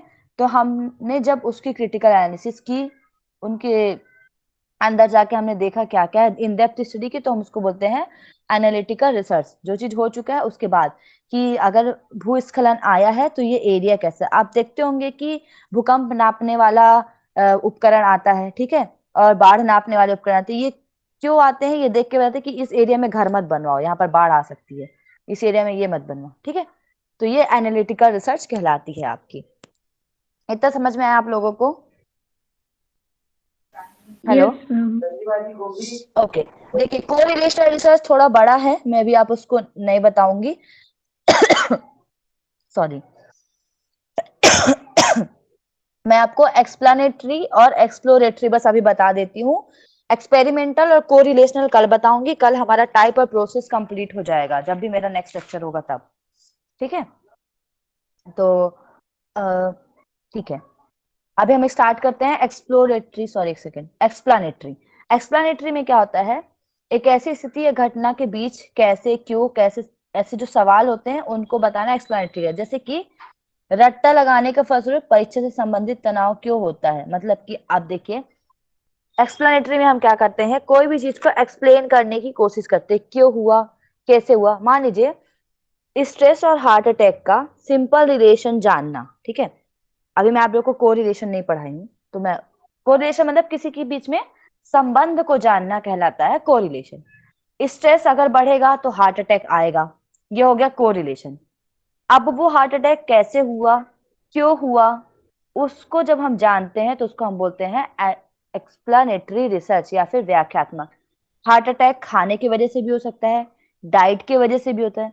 तो ये जो क्यों, कैसे, कब हुआ चीजें आती हैं, जब हम उसको एक्सप्लेन करते हैं तो उसको हम बोलते हैं एक्सप्लेनेटरी रिसर्च। समझ में आया? ये डिस्क्रिप्टिव से अलग है, क्यों? क्योंकि ये कॉज और इफेक्ट को बताती है। डिस्क्रिप्टिव आपके वेरिएबल पे डिपेंड नहीं करता है, ये वेरिएबल पे डिपेंड करता है। आया समझ में? जैसे इसमें देखिए सेकंड ऑप्शन आपका दिया है, तनाव की वजह से हृदय रोग में उत्पत्ति कैसे होती है।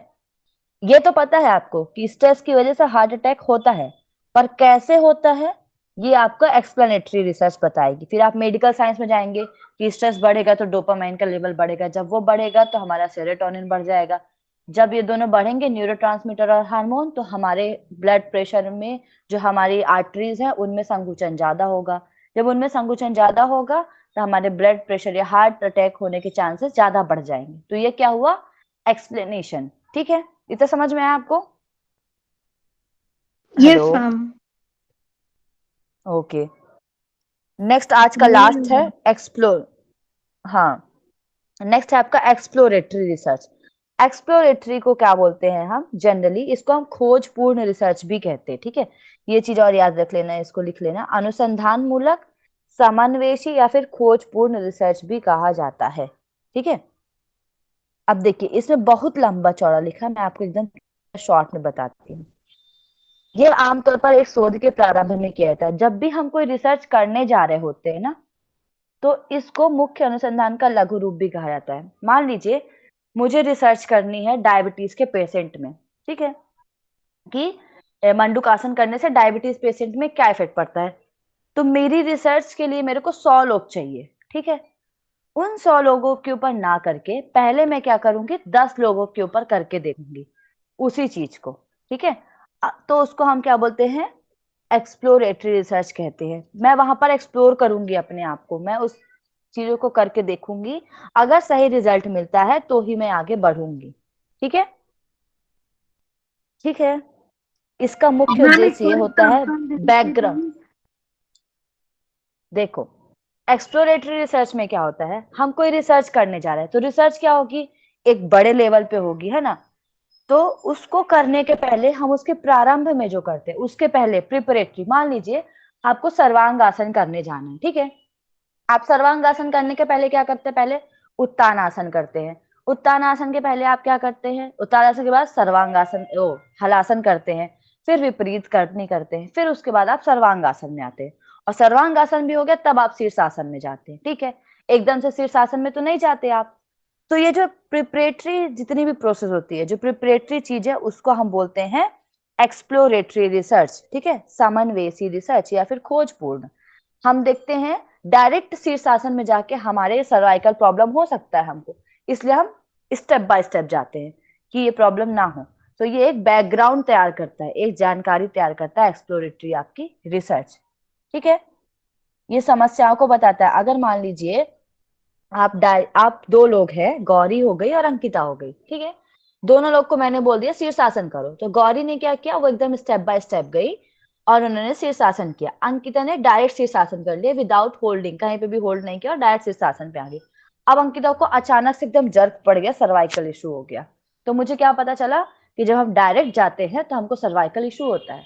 और गौरी जो गई आराम से गई, ठीक है, तो हमको क्या पता चला कि सर्वाइकल इशू नहीं होता अगर हम एक ही जगह पे होल्ड करते हैं। तो मैंने क्या किया, उसी चीज को छोटे छोटे रूप में करके देखा। तो एक्सप्लोरेटरी मतलब यही होता है, हम चीजों को और एक्सप्लोर करके देख सकते हैं कि अगर हम स्टेप बाय स्टेप करेंगे तो क्या होगा और विदाउट स्टेप करेंगे तो क्या होगा। इसलिए इसको रिसर्च का लघु रूप भी कहा जाता है। और इसमें क्या होता है, इसको हम फिजिबिलिटी स्टडी कहते हैं, इंग्लिश में याद रखना, ठीक है। फिजिबिलिटी स्टडी भी कहते हैं और पायलट स्टडी कहते हैं। बड़े ग्रुप का छोटा, बड़ी चीज को छोटा करना पायलट स्टडी कहलाता है और छोटी चीज एक्सप्लोरेटरी कहलाती है। अब मान लो, ठीक है, मैं आपको एक और एग्जांपल देती हूँ। मान लीजिए आपका एक मोहल्ला है, ठीक है, आपको अपने मोहल्ले के 10 लोगों के बारे में जानना है। मान लीजिए धर्मवीर सर को मैंने बोला कि आप जाइए और अपने मोहल्ले के 10 लोगों के बारे में पूछ के आइए। आपके पास 2 घंटे हैं, ठीक है। और मैं वहीं पर टाइम देती हूँ स्नेहा जी को कि स्नेहा जी आप जाइए और अपने पूरे शहर के 100 लोगों के बारे में जान के आइए। तो धर्मवीर सर ज्यादा जान पाएंगे या स्नेहा जी ज्यादा जान पाएंगे, बताइए कोई। धर्मवीर जी। हाँ, क्यों जान पाएंगे? उनके पास टाइम उनके ज्यादा पास है, ना लोग कम है, टारगेट कम था। वो हाँ, हाँ, तो लोग टारगेट कम ज्यादा था, है, इसलिए एक्सप्लोर टारगेट के ज्यादा बारे में कर पाए बारीकी वो। से जानेंगे। जी जी, समय भी हाँ, था उनके एक्सप्लोर पास। ज्यादा हाँ, कर पाए। मैम के पास कम टाइम था, उन्होंने नाम पूछा, एज पूछा, लिख के आ गई। आपके पास नाम, एज, परिवार में कैसे किसी को कोई दिक्कत तो नहीं है, अब ये वो करेंगे तो इससे ठीक हो जाएंगे, तो आप एक्सप्लोर ज्यादा कर पाए। तो को इसलिए इसको बोलते हैं एक्सप्लोरेटरी रिसर्च। आया समझ में? आया? Yes ma'am. ओके। आवाज नहीं आ रही है, रिसर्च सेकेंड लेक्चर में हालत ये है हैं। चलिए, आज मैंने आप लोग को ज्यादा टाइम नहीं लिया ऐसा लग रहा है। कोई बात नहीं, ज्यादा टाइम नहीं लिया भाई। रिसर्च ऐसा सब्जेक्ट है कि बिना पढ़े कुछ होगा भी नहीं। ओ एक दो माय बार गॉड, इसको और 6 लोग बताना हो गए पड़ेगा पढ़ते आपको ना, पढ़ते। थोड़ा शॉर्ट में। हाँ, कहीं ना कहीं थोड़ा सा अरे आ, ये अभी टॉपिक हम लोग आपको के मैं लिए नया भी एग्जाम था। पर्पज से पढ़ा रही हूँ, आपको एग्जाम के लिए पूरा कंप्लीट करना है पहले, फिर आप लोग को नेट के लिए आप जब पढ़ोगे आप और भी अपनी तरफ से स्टडी कर सकते हो। देखिए, आपके पास, मैं ये नहीं बोलूंगी कि आप ज्यादा स्टफ में मत पढ़िए, बट मैं आपको ये बोलूंगी जो चीज आपका वीक है उस पर एक्स्ट्रा एफर्ट लगाइए, ठीक है। जो आपको आता है वो पढ़ने में इंटरेस्ट तो आएगा ही, ऑब्वियसली आप एमडीआई की क्लास लें या कहीं की भी ले, आपको एक्स्ट्रा पढ़ने में बहुत मजा आएगा। बट आपको जो चीज नहीं आता पहले उस पर कर लीजिए, क्योंकि बाद में आप उस पर एफर्ट नहीं कर सकते।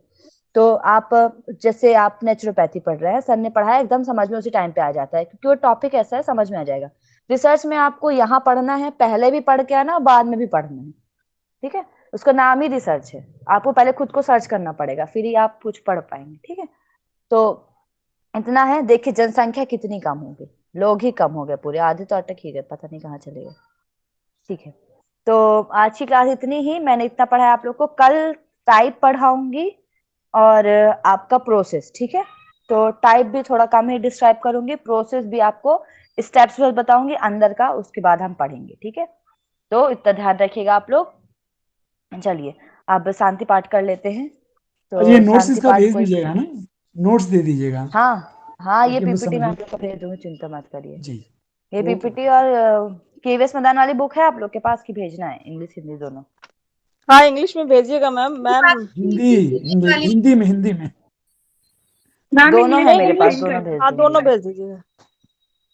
दोनों भेज दूंगी भाई, जिसको जो हाँ, पढ़ना है इंग्लिश। पढ़ नहीं लीजिएगा, क्योंकि मैम, मैं एक खुद क्वेश्चन, दोनों से ये पढ़ती वाला हूँ। क्वेश्चन जो अभी डिस्कशन हुआ था कि हम्म, ये धर्म जो है वो, हिंदी में कर दीजिए।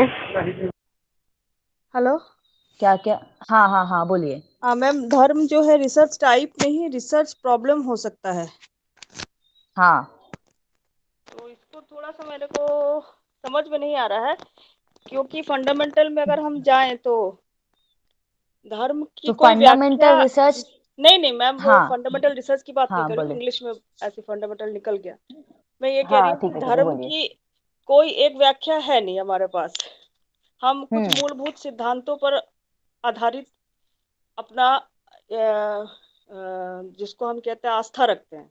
हम किसी भी हम्म व्यक्तिगत धर्म की बात नहीं करते, धर्म की कोई व्याख्या है नहीं। लेकिन हम्म हम इसको आस्था में जब लेते हैं मैम, तो हम इसको रिसर्च बेसिक में इसलिए कर सकते हैं। जैसे अभी आपने कहा कि हिस्टोरिकल में मेरे को थोड़ा सा ये क्लिक हुआ कि हिस्टोरिकल में जैसे आप कह रहे कि हाँ ये इस कारण से था, तो हम उसको वर्तमान में इस तरह अप्लाई कर रहे हैं। जैसे पेड़ को पकड़ लिया हमने और चिपको आंदोलन किया, और जिसपे हम क्योंकि दो तरह के हम रिसर्च को वो करेंगे। एक तो हम जब साइंटिफिक वे ऑफ उसमें जाते हैं, और जब हम फिलोसफिकल वे में जाते हैं तो अलग अलग कर देते हैं हम उसको, है ना। तो धर्म को हम साइंटिफिक से मापने की कोशिश नहीं करते, इसलिए शायद उसको हम एज अ टॉपिक नहीं, टाइप नहीं कह रहे। जैसे जिसमें इन्होंने जैसे हमने ये जो टाइप्स कह रखे हैं कि उद्देश्य के आधार पर, इसके आधार पर, या तर्क के आधार पर, तो ये या अवधारणा के आधार पर। तो हाँ, हम अगर मौलिक रूप से इसको हम व्याख्या करने चाहें तो हम इसको टाइप भी बना सकते हैं, अगर हम हिस्टोरिकल में जाएंगे तो। क्योंकि हमारा मैम देखिए मैम, धर्म जो है, हम ये नहीं कहते कि भाई हनुमान जी ने ये करा था ये तो ये धर्म है। ये हमारी आस्था के एक प्रतीक हैं। धर्म को हम कोई ना मुस्लिम व्याख्या कर सकता है, ना हिंदू व्याख्या कर सकता है। ये फंडामेंटल सब में एक है ना। तो हम टाइप इसमें भी शायद सेलेक्ट कर सकते हैं ना मैम, शायद। देखिए टाइप सिलेक्ट कर सकते हैं, सर ने पूछा टाइप है क्या, हो सकता है। मैम, तो देखिए ये तो बहुत में आ सकता है। देखिए जैसे आप धर्म बोली ना, तो ये देखिए फंडामेंटल में आ सकता है क्योंकि हम रूल फॉलो करते हैं। वैचारिक में आ सकता है क्योंकि हम किसी के विचार पे फॉलो करते हैं। अनुभाविक में भी आ सकता है क्योंकि हम अनुभव करते हैं उसको। तो इसका ठीक है, मतलब तो ये किसी के अंदर आ सकता है। मैंने ये बोला वो रिसर्च डिजाइन है। जो टाइप्स मैंने आपको पढ़ाया ना, that is a research design. हम कब उसका उपयोग करते हैं, जब हमने कोई समस्या को चुन लिया। अब जैसे मान लीजिए धर्म की ही बात चल रही है, ठीक है, तो मेरा है कि जैसे मान लीजिए कि दया की बात करें, किस धर्म के लोगों के अंदर ज्यादा दया पाई जाती है। ठीक है, अब मैंने क्या किया, इसकी मैंने कंपैरेटिव स्टडी तो कर ली। अब मैंने क्या किया, इसको दया को हम कैसे कर सकते हैं? दया ना बता रही हूँ, मैं आपको एग्जाम्पल दे रही हूँ, बता रही हूँ। देखिए दया है। अब मैंने क्या किया, दया पे क्वेश्चनर होगा, किसी ने क्वेश्चनर बनाया होगा। काइंडनेस पे भी क्वेश्चनर बहुत सारे होते हैं, प्रश्नावली। एक वो सेट होता है क्वेश्चंस का, ठीक है। तो मैंने क्या किया, वो क्वेश्चनर लेके आई मैं अपने पास। मैंने खुद रिसर्च की है इसके ऊपर, ठीक है। मैंने स्पिरिचुअलिटी पे रिसर्च करी है। तो मान लीजिए मेरे को स्पिरिचुअलिटी देखना है, मेरा स्पिरिचुअलिटी का एक स्केल है, मैं उसको आपको बताऊंगी, मैंने किया है उसको, ठीक है। तो स्पिरिचुअलिटी पे मैंने क्या किया, मैंने तो स्कूल स्टूडेंट्स पे किया। इसी को मैं कर सकती हूँ किसके ऊपर, धर्म के ऊपर। मान लीजिए मेरे पास दो लोग हैं, मैंने क्या किया, इसके ऊपर कंपेयर किया, क्योंकि मेरे को इसका एक्सपेरिमेंटल वो चाहिए, ठीक है। तो ये किसके अंतर्गत आएगा, ये एक्सपेरिमेंटल रिसर्च के अंतर्गत आएगा। जब मैं कंपेयर कर रही हूँ दोनों को, मैंने क्या किया, क्वेश्चनर लिया, 10 लोग लिए जिनका हिंदू धर्म है, एकदम कट्टरवादी हिंदू धर्म वाले, ठीक है, और 10 लोग लिए जो एकदम कट्टरवादी मुस्लिम धर्म वाले, ठीक है। यहाँ पर अभी वो नहीं हो रहा, आप लोग बस ध्यान रखिएगा, धर्म कैसा कुछ नहीं, ठीक है। ये एक रिसर्च के बेस पे मैं आपको बता रही हूँ, ठीक है। लिया, तो उनसे मैंने 10-10 लोगों को फॉर्म दिया, ठीक है। दोनों को देखा, काइंडनेस का एक स्कोर भी होता है कि मैं कैसे किसके काइंडनेस देखूं। बोले उसमें होगा, एक होगा वो बोलेगा कि मैं किसी को दुख में देखता तो मुझे भी दुख हो जाता है। एक किसी का होगा कि मैं किसी को मार नहीं सकता, मैं बहुत सकारात्मक हूँ। ऐसे करके कोई नहीं, ऐसे क्राइटेरिया बना दी, ठीक है जी। अटेंडेंस लग जाएगी, मैं एक सेकंड स्क्रीनशॉट ले लेती हूँ। हाँ ठीक है, हो गया अंकिता, आप लेफ्ट कर सकते हो, ठीक है। तो मैंने क्या किया, हाँ अंकिता हो गई अटेंडेंस, डोंट वरी। हाँ, तो मैंने क्या किया, 10-10 लोगों को बना लिया। अब मैंने उनको दिया। अब उसके बाद मैंने क्या किया, रिजल्ट देखा, दोनों को कंपेयर किया। कंपेयर करके मैंने क्या बताया कि ये जो है हिंदू वाले हैं, इनमें से हमको लगता था कि हिंदू होते हैं वो ज्यादा है, लेकिन ऐसा नहीं है, मुस्लिम भी होते हैं दयावादी, ठीक है। या फिर दोनों में हमने कंपेयर कर लिया। अब ये क्या हुआ, मैंने इसका कंपैरेटिव स्टडी मतलब प्रैक्टिकल अप्रोच पे किया, तो मुझे समझ में आया कि हाँ प्रैक्टिकली ये है। लेकिन मैं अगर पुराण में जाऊं या धर्म में या किसी के विचार पे जाऊं, तो जो हिंदू विचारक है वो क्या लिखेंगे कि मुस्लिम वाले कट्टर होते हैं, मुस्लिम वाले विचारक क्या लिखेंगे कि हिंदू वाले कट्टर होते हैं। तो मैंने उन दोनों पे थ्योरेटिकल स्टडी की है, जो दोनों की थ्योरी थी उनको मैंने प्रिंट करके लिख दिया। लेकिन जब मैं एक्सपेरिमेंटल करूंगी तो मैं दोनों की कंपैरेटिव स्टडी करूंगी, दोनों को कुछ ना कुछ प्रैक्टिसेस दूंगी, तो एक्सपेरिमेंटल हो गया।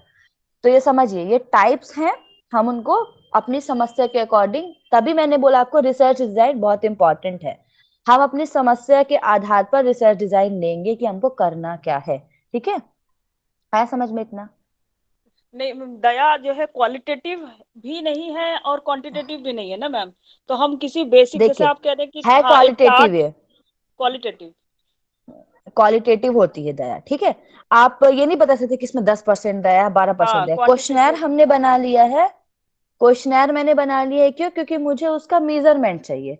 आप रिसर्च भी हाँ। करोगे ना, अगर आप थ्योरेटिकल रिसर्च कर रहे हो, ठीक है, तो आपको सब कुछ थ्योरेटिकल थ्योरी में चाहिए, आपको कुछ मेजर नहीं करना है। मेजर लेकिन नहीं करना, डाटा नहीं कलेक्ट क्वालिटेटिव जो करना। है, आपने कल बोला था ना हाइपोथेसिस और हाइपोथेसिस टेस्टिंग का, तो जो हाइपोथेसिस होती है वो क्वालिटेटिव होती है, और जो हाइपोथेसिस टेस्टिंग होती है वो क्वांटिटेटिव होती है। तो चाहे वो प्रैक्टिकल अप्रोच हो चाहे थ्योरेटिकल अप्रोच हो, ठीक है, दोनों में क्वालिटेटिव होता ही होता है, उसको हम मेजर करते हैं जाके। लेकिन थ्योरी की जब हम बात करते हैं तो हम केवल क्वालिटेटिव की ही बात करते हैं। वहां पर हमारा जो भी जितने चर होंगे हम उनको एक्सप्लेन नहीं करेंगे, उनको मेजर नहीं करेंगे, हम जो एज इट इज है उसी को एक्सप्लेन कर देंगे, ठीक है।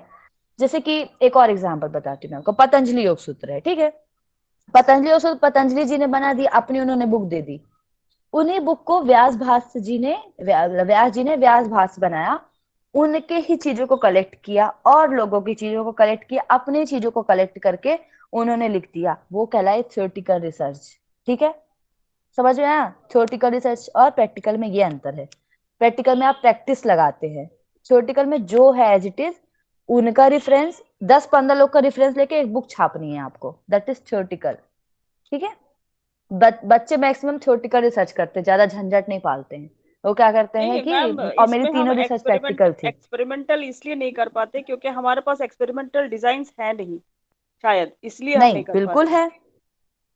एक्सपेरिमेंट। अगर कोई स्पिरिचुअलिटी पे बहुत कम लोगों ने किया है, मेरा स्पिरिचुअलिटी सर ने दिया था, मुझे चैलेंज किया था उन्होंने कि मीनाक्षी स्पिरिचुअलिटी के ऊपर आप प्रैक्टिकल करो। मैंने स्पिरिचुअलिटी पे प्रैक्टिकल प्रैक्टिस की है। आप तो किसके अंडर में क्वेश्चनर कर रहे था हैं एक, मैम? किस, वही मैंने सर केरला वाले? से किया था। केरला से, ओके। हाँ मेरा केरला से है एमएससी ना, तो मैंने वहां से किया था। तो वहां पर मेरे सर ने मुझे बोला था कि आप डीएसयू से पढ़े हो मीनाक्षी, तो स्पिरिचुअलिटी तो खूब होगी आपके अंदर, वहां तो अध्यात्म की बहुत बात करते हैं, तो स्पिरिचुअलिटी पे आप करो। उन्होंने मुझे टॉपिक दिया था, तो मेरा था स्पिरिचुअलिटी और कॉग्निटिव एबिलिटी स्टूडेंट्स पे देखना, ठीक है। तो मैंने उनको ऐसे सोहम साधना कराई, या फिर उन पे बेस पे फिर अटेंशन, ये सब करके अलग अलग क्राइटेरिया लेके मैंने प्रैक्टिकल किया था स्पिरिचुअलिटी को भी। तो हम स्पिरिचुअलिटी को भी मेजर कर सकते हैं क्वेश्चनर के बेसिस पे, ठीक है, पूरी तरीके से नहीं।